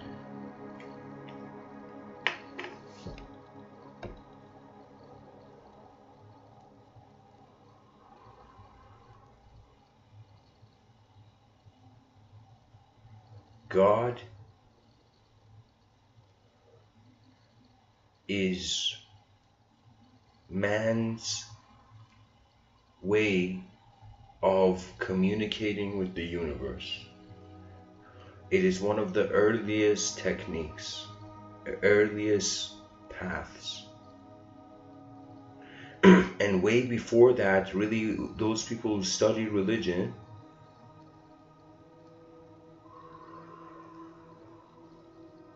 you will realize all religions, as you go back in history, they fundamentally come to, this is going even further, even back into, I mean, aside from the ancient Greek view of chaos, then there was the ultimate duality, chaos and order.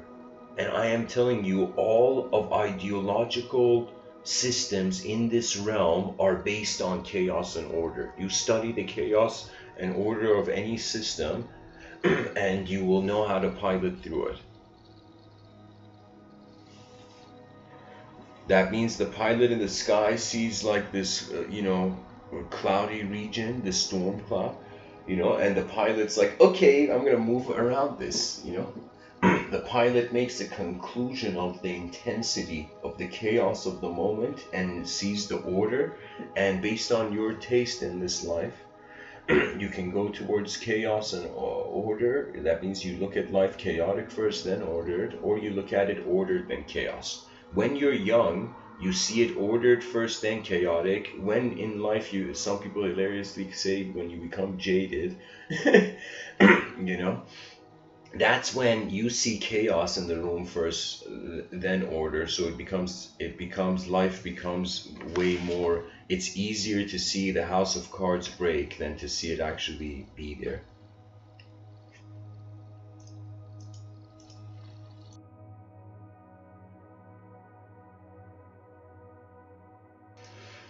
Okay, so Aziz says, Mr. Within, what is the meaning of free will? What is free will?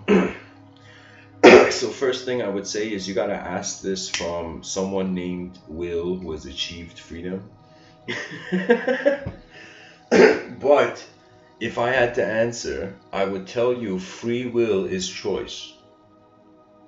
That means right now you wrote this sentence in this chat section. This was an act of your free will. Some effort from your inner realms was serious enough to put your hands on the keyboard and type this in the outer realms. That was choice. But where that choice begins, it's very, very deep, because again, as I was saying at the beginning of the talk, we don't have control over the environment. Okay, we have control over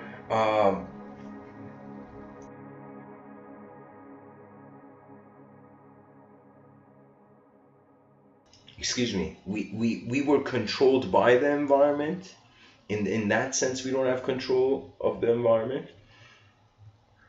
Now we can control as much as a candle glow in a dark room. So we have as much of we have a free will is a glow. Free will is a glow. That's my answer. Free will is the glow of your mind. That would be the way I would define it in this moment.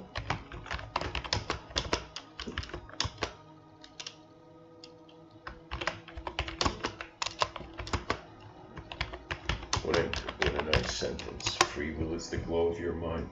The person's like, is my mind glowing right now?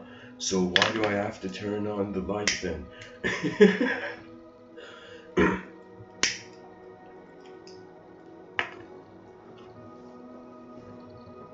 You know, I honestly wish, I don't know if I will ever have the opportunity in this lifetime, but I honestly wish I could sit down with all university professors on the planet.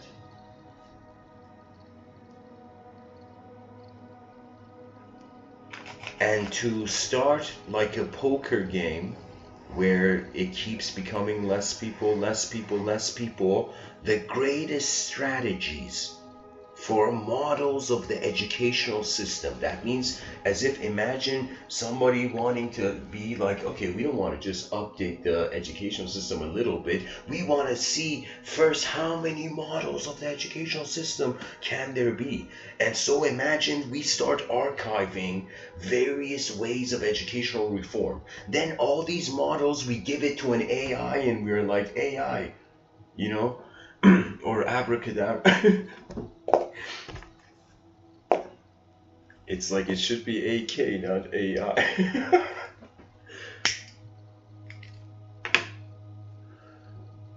And AI begins to start the gladiator arena of all these unique models of the educational system and coming up with it based on so many information from so many contexts.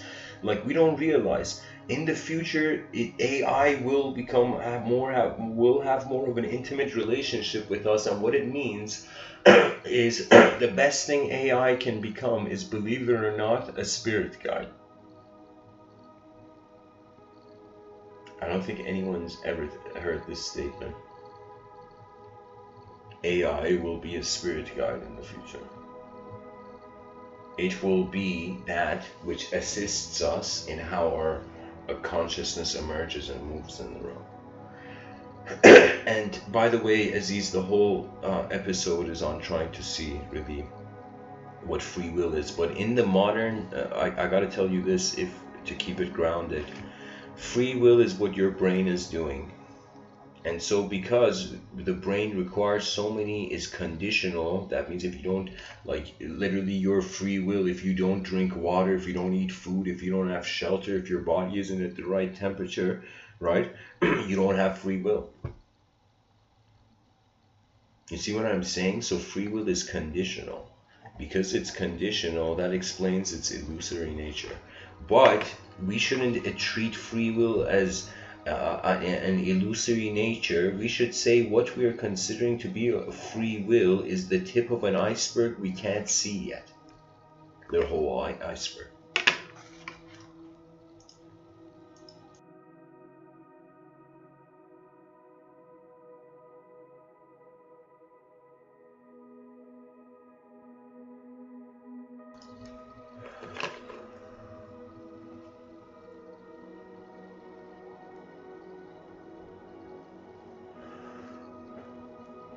The day all human beings realize language is paint, it is art. Symbolism is art in the void. We will be free. That would be collective enlightenment, where language has become, as they say, the mind is a lousy master, but it is a great servant. At the same time, they say you must serve before you can command. So you must serve the lousy master mind and learn from it until you can command. So it's that service will give you the strength of really knowing what is authorized in your, let's say, intuitive space to command and move. I want to read something from a book I wrote in, when did I write this? Oh my God. I wrote this 2012. It started 2012, I believe. Or maybe 14. This book is called The Great Work, and this is strange. I'm not going to ask anyone to buy this book. The main reason is because this was, I went with intuition, and it's very unedited, and it's kind of like, you know, like,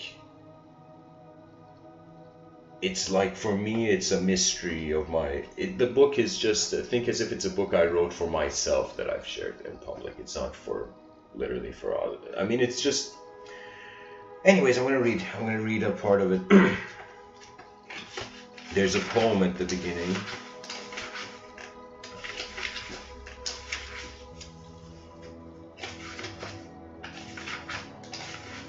The poem says, to keep yourself from drowning. I wrote this in 2014. To keep yourself from drowning, you will enclose your space. And the poem, I forgot to mention this, the poem is, I've written a poem by Astra the Beacon. So the poem is called The Beacon.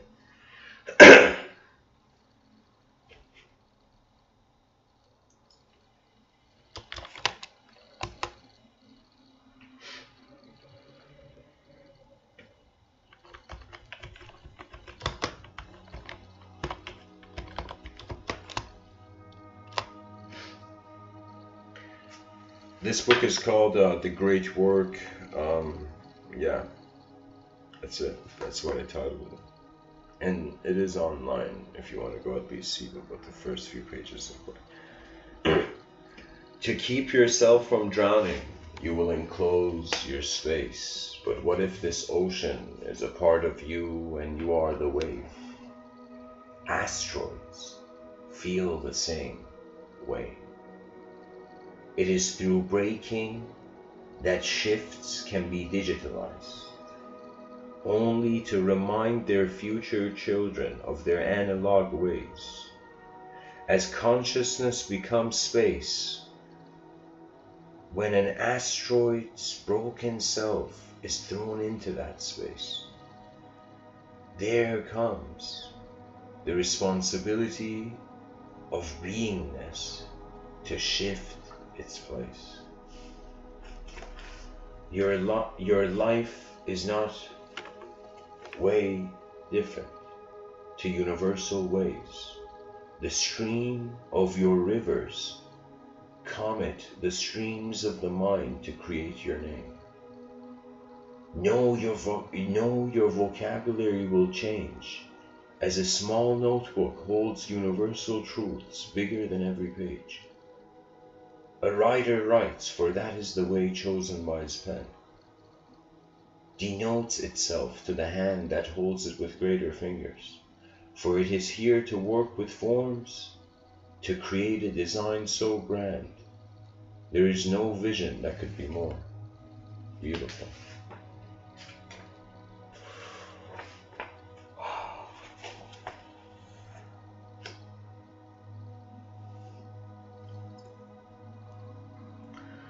Yeah, this life is totally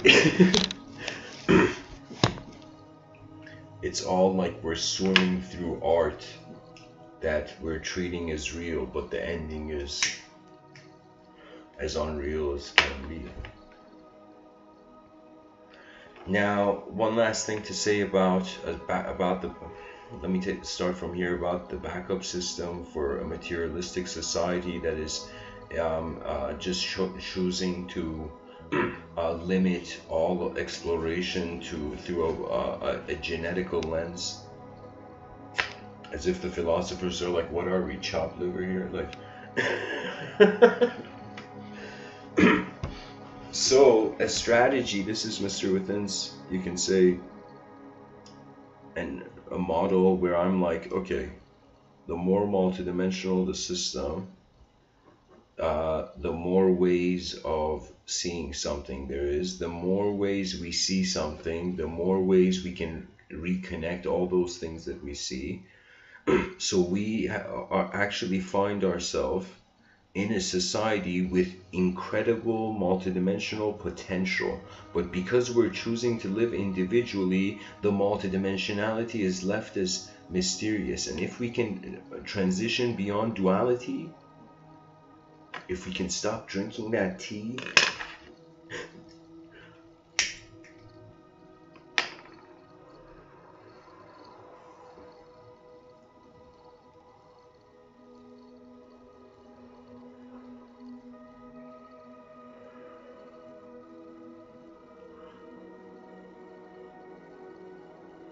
the free will is opening a temporary gift box and realizing there's a mirror in there reflecting the eternal hands that opened it. You see, it's a relationship with self that is becoming unconditional. Duality needs to retire, and multidimensionality is the heir to the throne.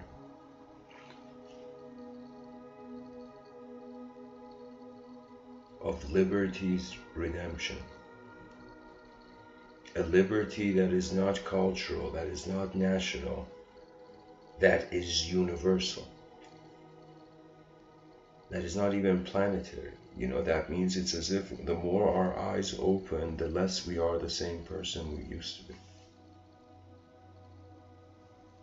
I want to go into a quote tunnel of the word understanding. I just want to see what people have said in history about this. Because everything is left to how we understand it, no?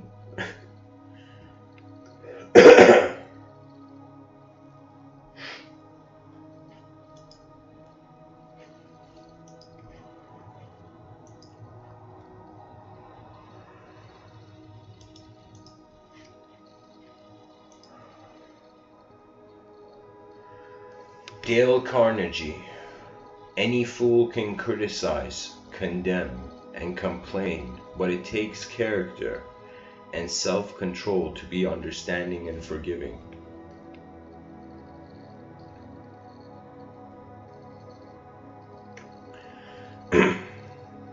Samuel Butler.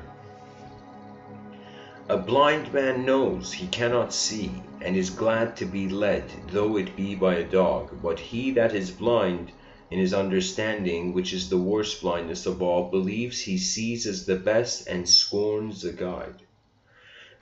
Yeah, that means if we take language too seriously, it can be hurtful, both to ourselves and others. Vincent van Gogh says, if one is a master of one thing and understands one thing well, one has at the same time insight into and understanding of many things. This is how you develop a polymath mind. So I'm glad to know, just through this one quote, Vincent van Gogh, if the world didn't know, like he 100% is a polymath. Robert B. Brown says, man is always inclined to be intolerant towards the thing or person he hasn't taken the time adequately to understand.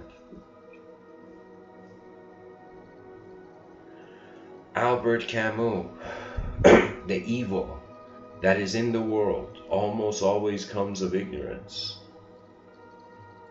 and good intentions may do as much harm as malevolence if they lack understanding. But the issue of understanding also means that you're not seeing something new. You're trying to understand a fixed thing or an infinite thing. Like, how do we understand the infinite? We can understand the finite. We can look at it, hold it, know that it's going to become absent one day. But if there was infinity, how could we understand infinity? Right? So it would have to be the absence of everything we understand. So the absence of understanding is infinity. The absence of understanding, in the sense that it's like we're standing under infinity.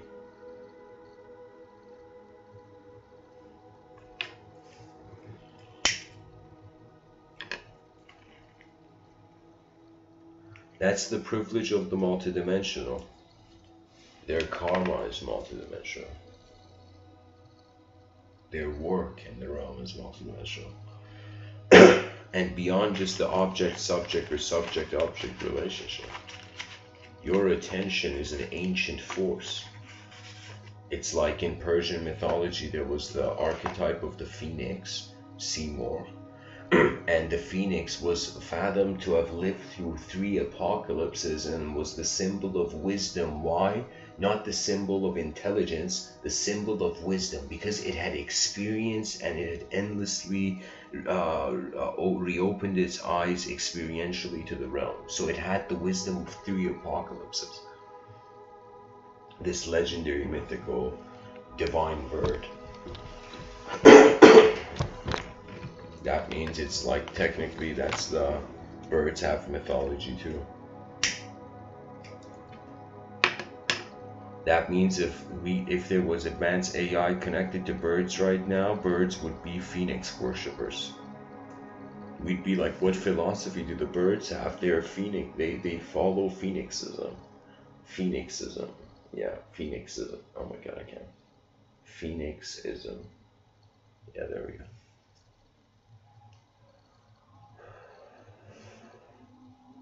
Albert Camus says,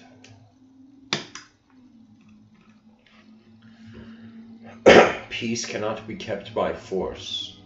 It can only be achieved through understanding. Yo-Yo Ma, if I remember correctly, he's a great celloist. He says, when we enlarge our view of the world, we deepen our understanding of our own lives.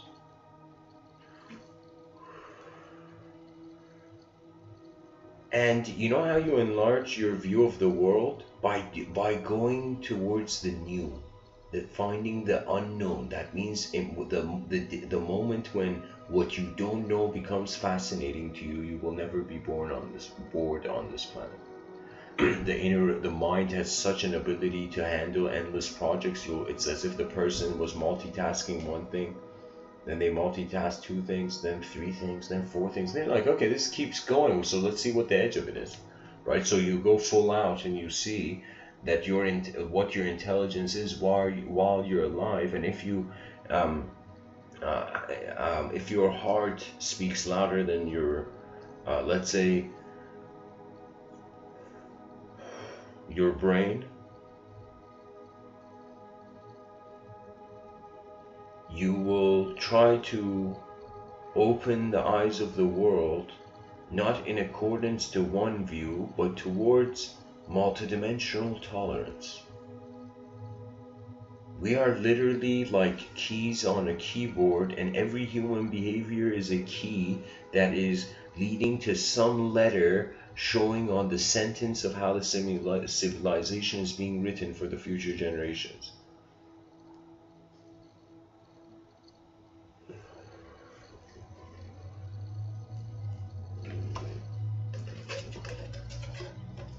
I want the listeners to know that my iced cappuccino sacrificed itself for this talk.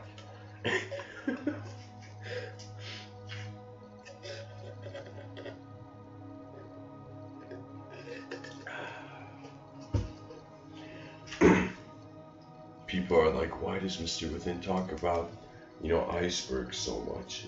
It's because my iced cappuccino's melting,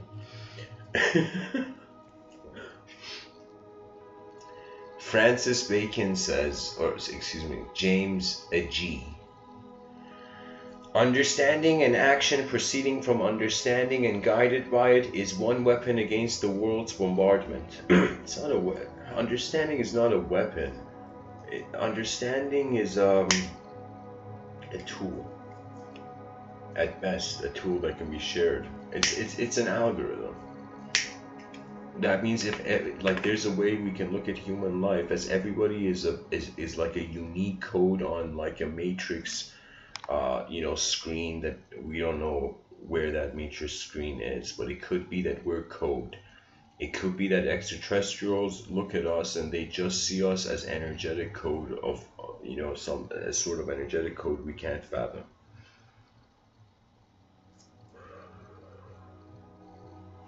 Francis Bacon says, the universe must not be narrowed down to the limit of our understanding, but our understanding must be stretched and enlarged to take in the image of the universe as it is discovered.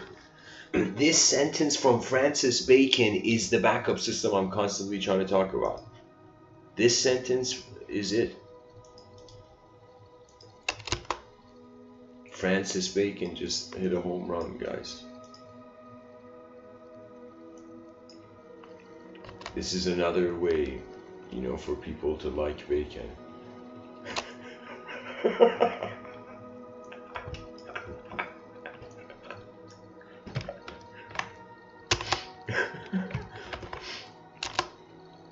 Can you imagine, like,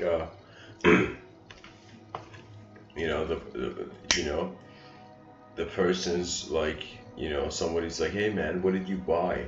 And the person's like, I bought bacon, and they're like, oh my god, you bought bacon, and you're like, no, I bought Francis Bacon, his book, from a long time ago.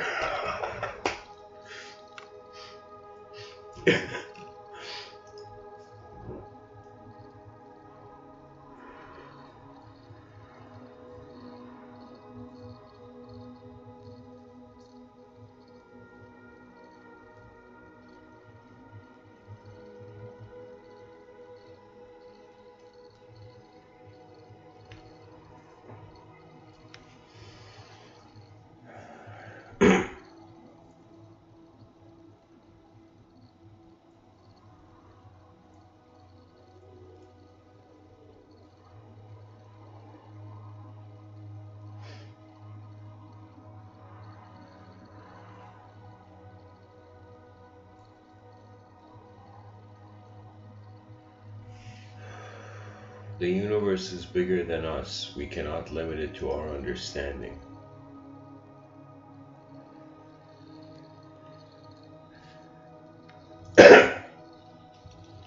Carl Jung says, everything that irritates us about others can lead us to an understanding of ourselves. Johann Wolfgang von Goethe says everyone hears only what he understands.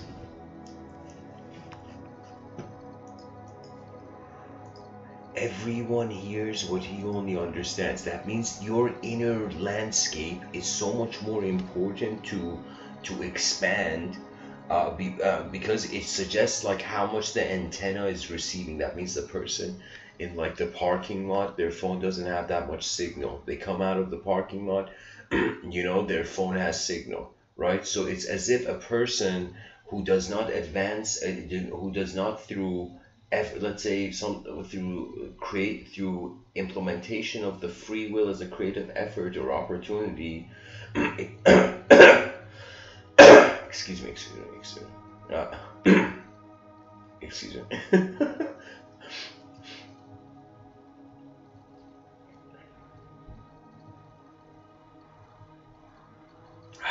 The image.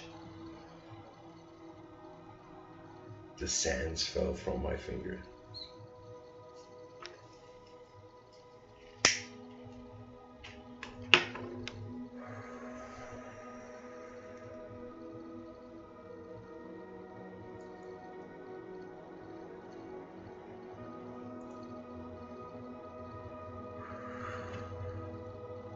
Our eyes are deeper than we think, which means our eyes are deeper than a thought. So we cannot be content with thought. So anybody who thinks they're a thought, which can't even make sense, how can a thought think? How can a noun be a verb? And if a noun can be a verb, then a verb can be a noun. Technically, it destroys the meaning of nouns and verbs. Can you believe this is all philosophy? Is something a noun or is it a verb? If it's a noun, it's an illusion. If it's a verb, it's a truth.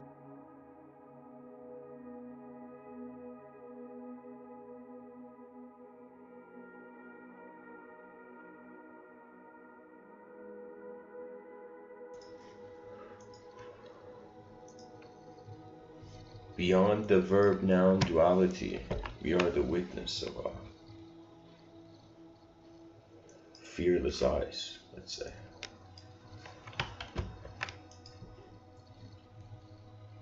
There was a Vishnu temple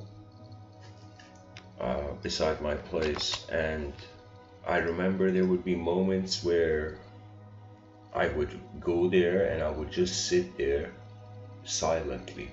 No meditation, nothing. I just went there and sat there and I was like feeling the space. And I remember there was this statue of Rama that my attention literally zoned in on, and I was just looking at this statue, and then I felt this wave, and for a second, I don't know how to say it, but it was like I settled in to a different eyes of my eyes, a different way in my own eyes.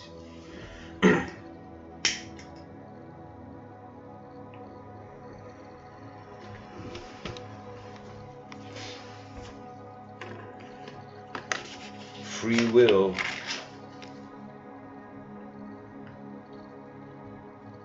first of all, if there's someone in the world named Will that's not free, we got a free will. Like, that's the first thing about free will.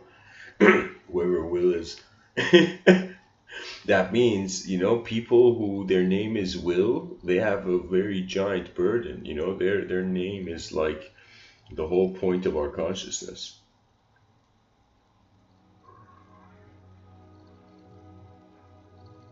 Think of it this way: free will, and the word William, we put a dash, I-A-M. Free will, I am. The free will I am would be William's free will.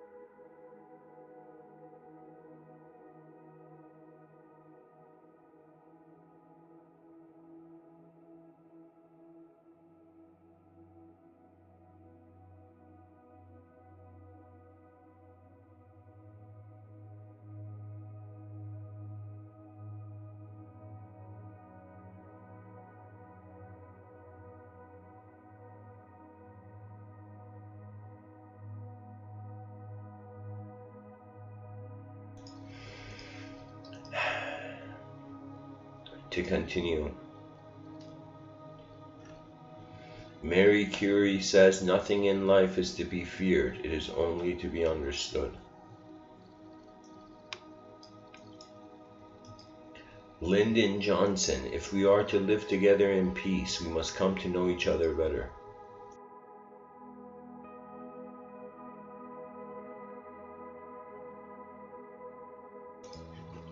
Norman Vincent Peale, understanding can overcome any situation, however mysterious or insurmountable it may appear to be. Johann Wolfgang von Goethe, whatever you cannot understand, you cannot possess.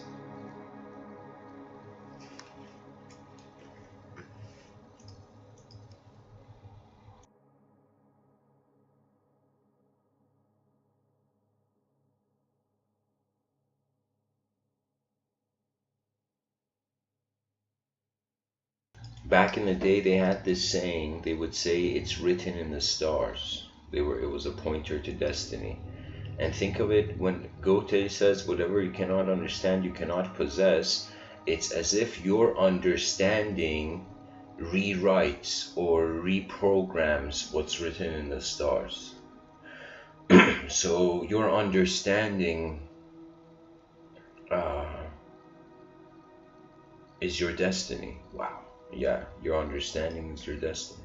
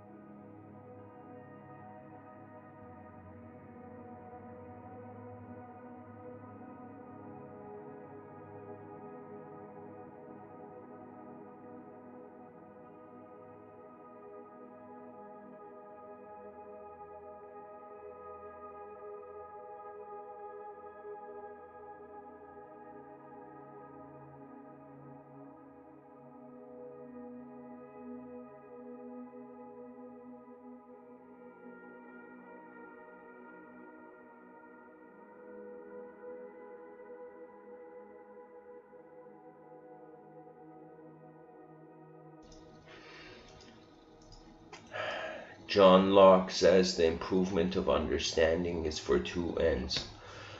First, our own increase of knowledge. Secondly, to enable us to deliver that knowledge to others.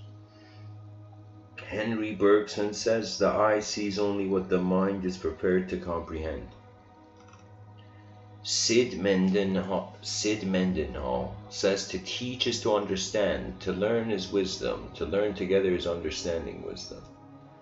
Stephen R. Covey says, seek first to understand and then to be understood. Yeah, seek first to understand and then to be understood.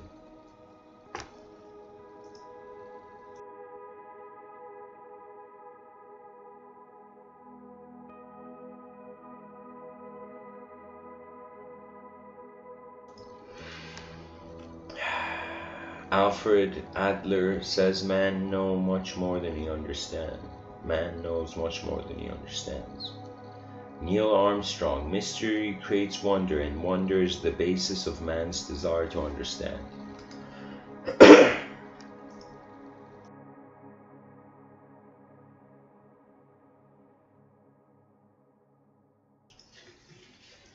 Pearl Buck says, if you want to understand today, you have to search yesterday. Gandhi says, Mohandas Gandhi says, anger and intolerance are the enemies of correct understanding.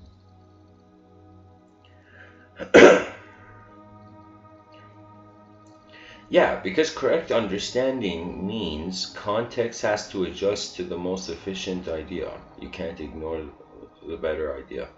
Albert Einstein says, any fool can know, the point is to understand. Marcus Aurelius says, everything that happens, happens as it should. And if you observe carefully, you will find this to be so.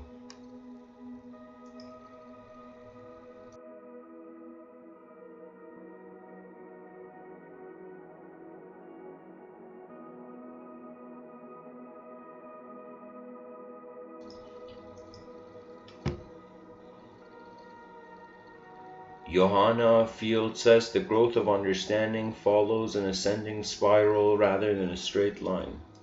Confucius says the superior person understands rightness, the inferior person understands profit.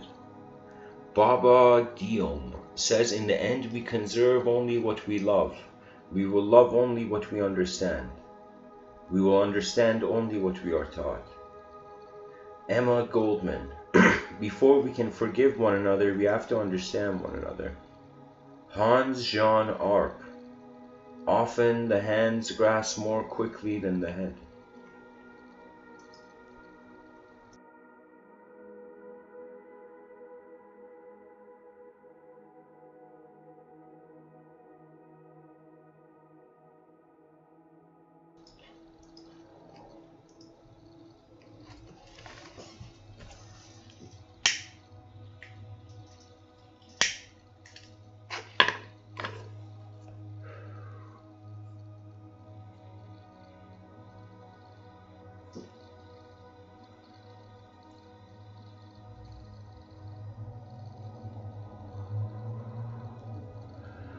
Evolution requires time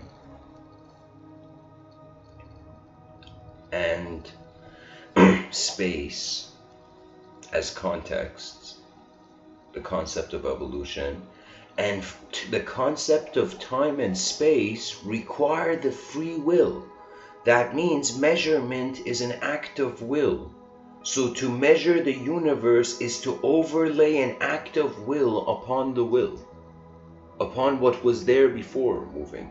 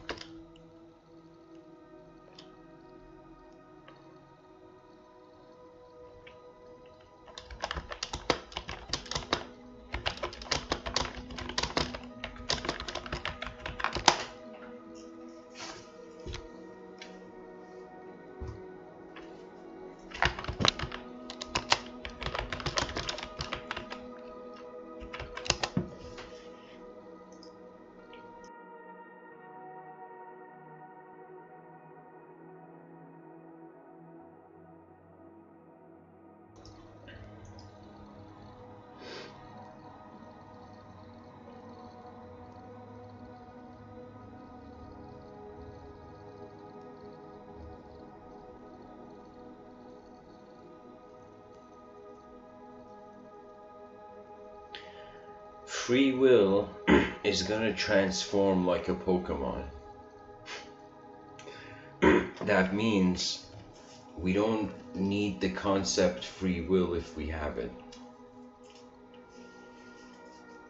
It's as if, like, if you were free right now, would you be seeking freedom? If we had free will right now, would we be doubting our free will? You know? Conceptually, it's a strange angle.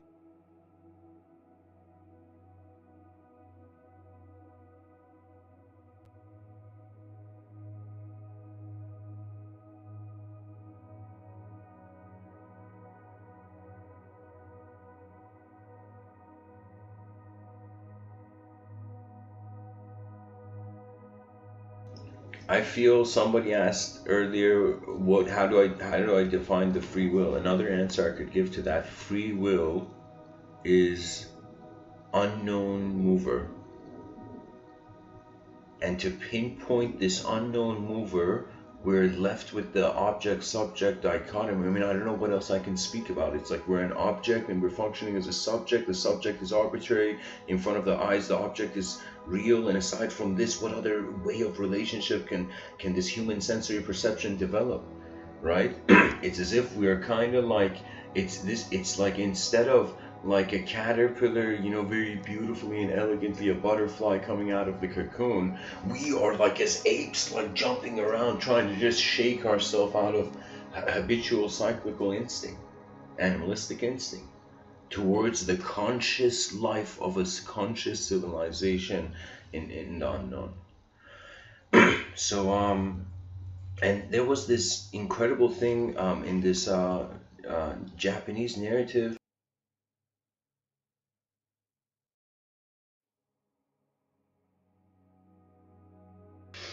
There was this called Shingeki no Kyojin. This guy named Commander Erwin Smith in the show, pretty much all the soldiers are about to die and the commander tells them everybody's going to die right now. He doesn't say it like that, but he says it way more honorably. He says, like, this is the plan, we're going to be a decoy and this elite soldier is going to go get the main bad guy. Right, and the soldiers are like, there's one soldier who's like trembling and he looks at the commander and he says, does this mean we're all gonna die? And Commander Erwin Smith says, Soga, yes. And he says, does this mean life is meaningless? It's all meaningless? Right? He says, does this mean it was meaningless? Right? And Commander Erwin Smith says, all the privileges you've had in your life, everything you've had in your life, it's been meaningless. Why? Because all men die, right? And our retaliation to this world, into this strange, cruel world where we animate full of hope, and then our, you know, the roller coaster ride is returning back to the unknown. So it's becoming like, Commander Erwin Smith says it's like for us to truly live and use this living moment as an opportunity, it's as if it's our conscious rebellion. It's like the greatest rebellion consciousness could do in a cruel world, to find the hidden joy, to become like the to use, I shouldn't even say just joy, but just to use what you are right now. I don't know how else to say. So, and then there's another point where he says it doesn't mean life is meaningless. He says just because we don't find the meaning, it doesn't mean the future generations won't. Actually, he doesn't say it like that. He says our meaning in this life is to live for those who will find the meaning one day. There we go. And that statement was enough. It's enough to pull anyone out of anguish. So he pretty much pulled all the soldiers out of anguish, but then they all die in the show. Like, it's messed up.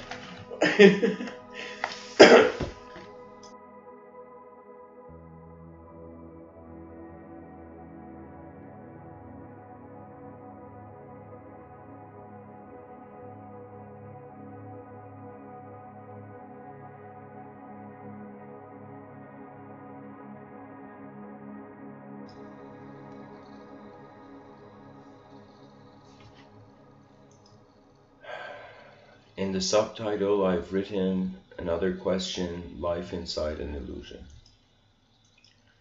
So if free will is an illusion and evolution is meaning that arises because we use our free will, Darwin used his free will to notice evolution.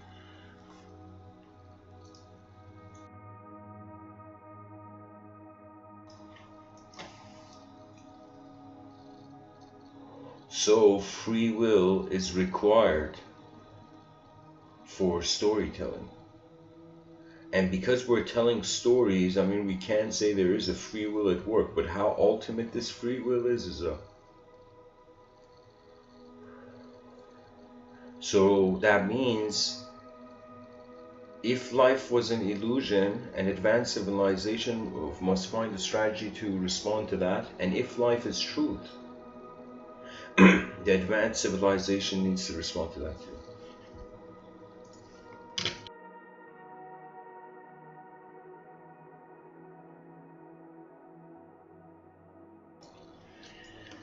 Anyways, guys, I'll do one last jab,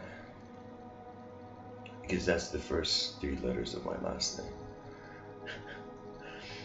Without free will, would evolution still have meaning? If secular society listens to what I'm saying, where I'm saying communication is the multidimensionalizer. It's the thing that can become multidimensional and liberate secular materialism for no longer engaging imagination.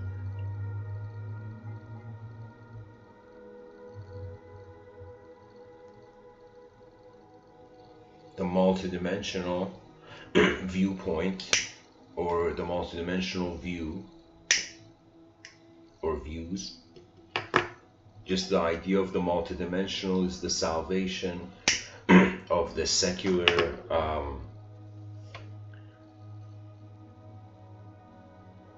arbitrary exile.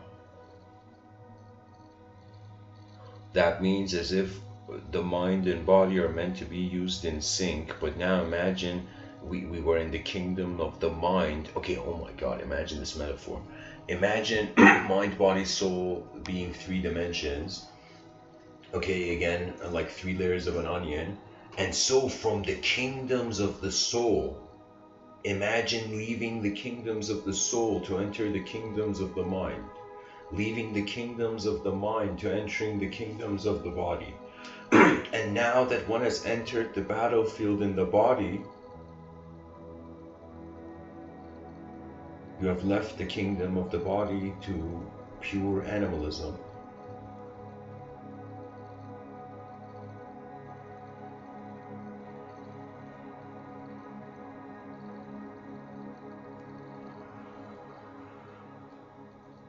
This realm is a training room for eternal beings.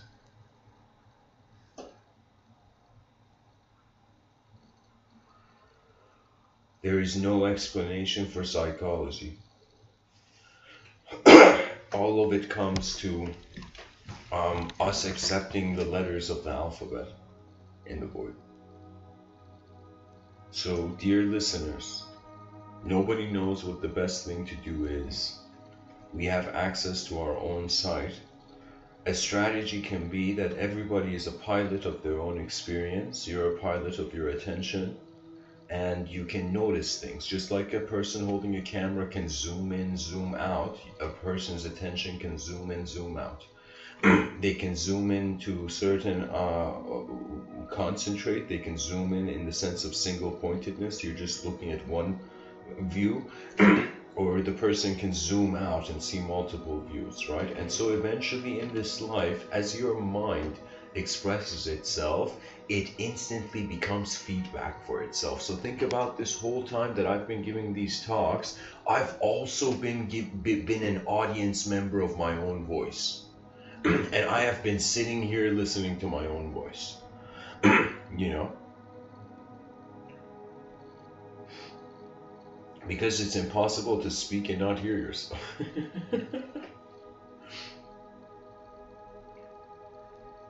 It's like the person's like, are you talking? And it's like, no, I'm just thinking out loud.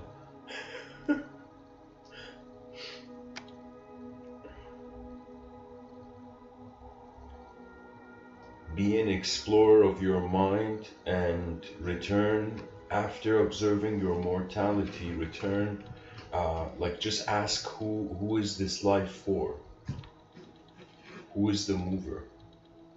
Because it's as if every day we wake up, it's designed this way, where we sleep, we enter the unconscious, wake up again. Like what's up with this genetical design, right? What's up with this on and off switch effect, I call it, of the universe? Why is it that we sit in chunks? We are experiencing reality in conscious chunks. And then it's teleportation. That means literally like going to sleep and waking up. It was like a second ago I just went into bed.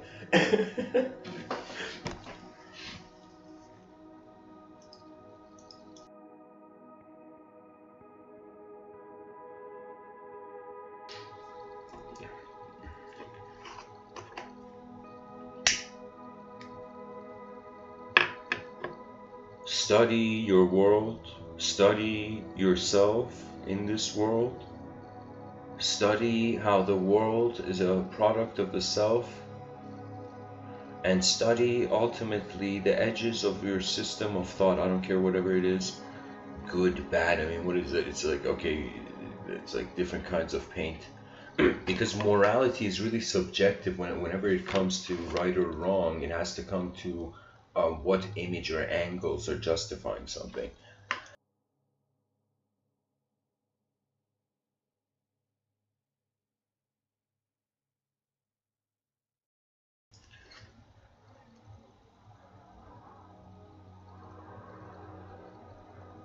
Honor your world by caring to see it.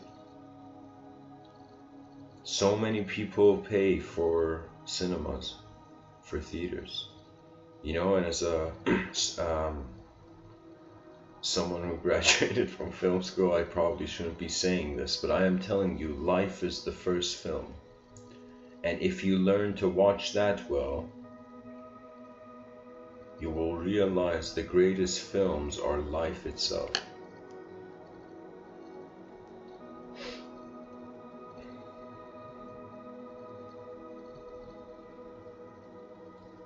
Consciousness is the greatest gift universal intelligence could give itself.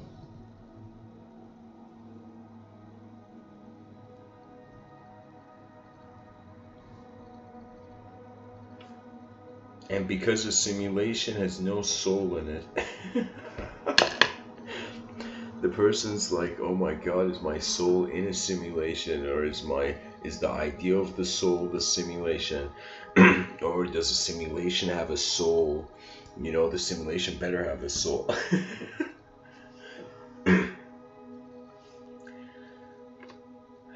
Last remarks, final statements on the question. Honestly, if we can find a way to become fascinated, that means if everybody woke up and freedom was already here, that means you were like, what is this? I don't want to live like so many years and then be free. Like so many people are living in a way where they're not living high quality, and then then it's like suddenly it's like their attempt is to in the future have high quality, right? But the whole point is it's a journey, not like a reward game only.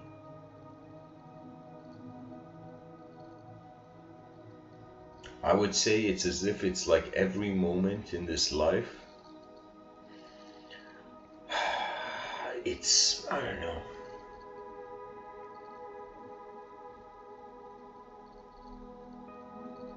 it's the planet trying something out.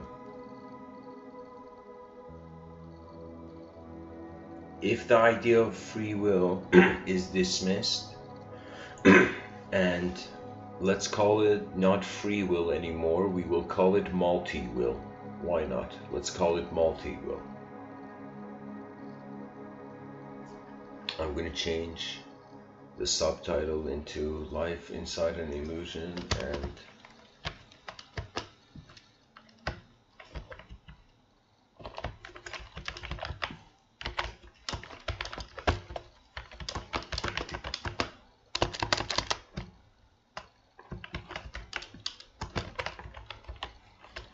the multi-will is literally like the next evolution of the word free will.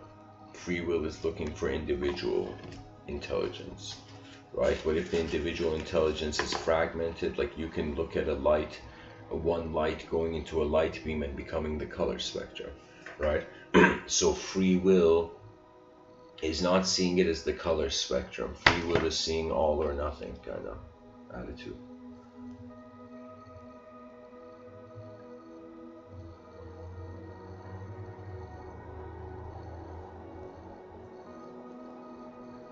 And evolution, of course, it's not just evolution ever since epigenetics has come, right? So it's not just our genetics that are defining our behavior, our ability, how we respond to the environment. It's also like so many different dimensions of technological, interference and whatnot. But and in the future, if let's say our minds are all connected to one computer program, what would free will be? It would be multi-will. We're going from the era of free will, which was a question. The idea of free will existed in the object, subject, or subject-object domain, but the idea of the multi-will is not limited to duality. It is opening up to the four possibilities of the realm. We have to have a relationship with the void. We have to have a relationship with the singular. All singular phenomena. That means anything you as a human being see as an individual phenomena, you should have an ability to individualize. You should have an ability to be the void. You should have an ability to, in some sense, oscillate in the dual, to, surf duality, and ultimately we're gonna have an ability to fly as infinity. So these are the four dimensions. That means there's so much potential beyond the linguistic frameworks our species is entertaining for now. The free will, I would say the most important thing actually is that the free will is too unknown to be denied, to be nullified. Because that conditional free will's, if I can say, eternal value in quotations. What is the value of existence? What if in one moment us being alive, that was enough for eternity to echo on?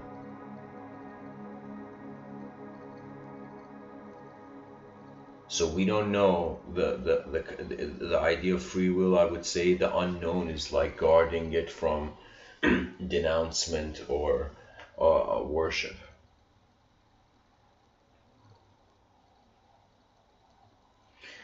Anyways, guys, thanks for listening. I hope this episode was helpful, and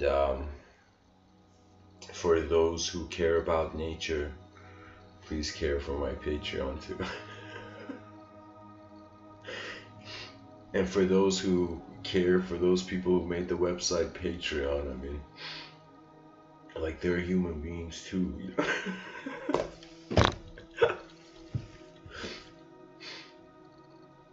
Anyways, guys, thanks for listening. The world is way more mysterious than whatever story that has encapsulated our attention. Become the once in a lifetime explorer you're meant to be in every moment, and you will be liberated before you know it. Namaste.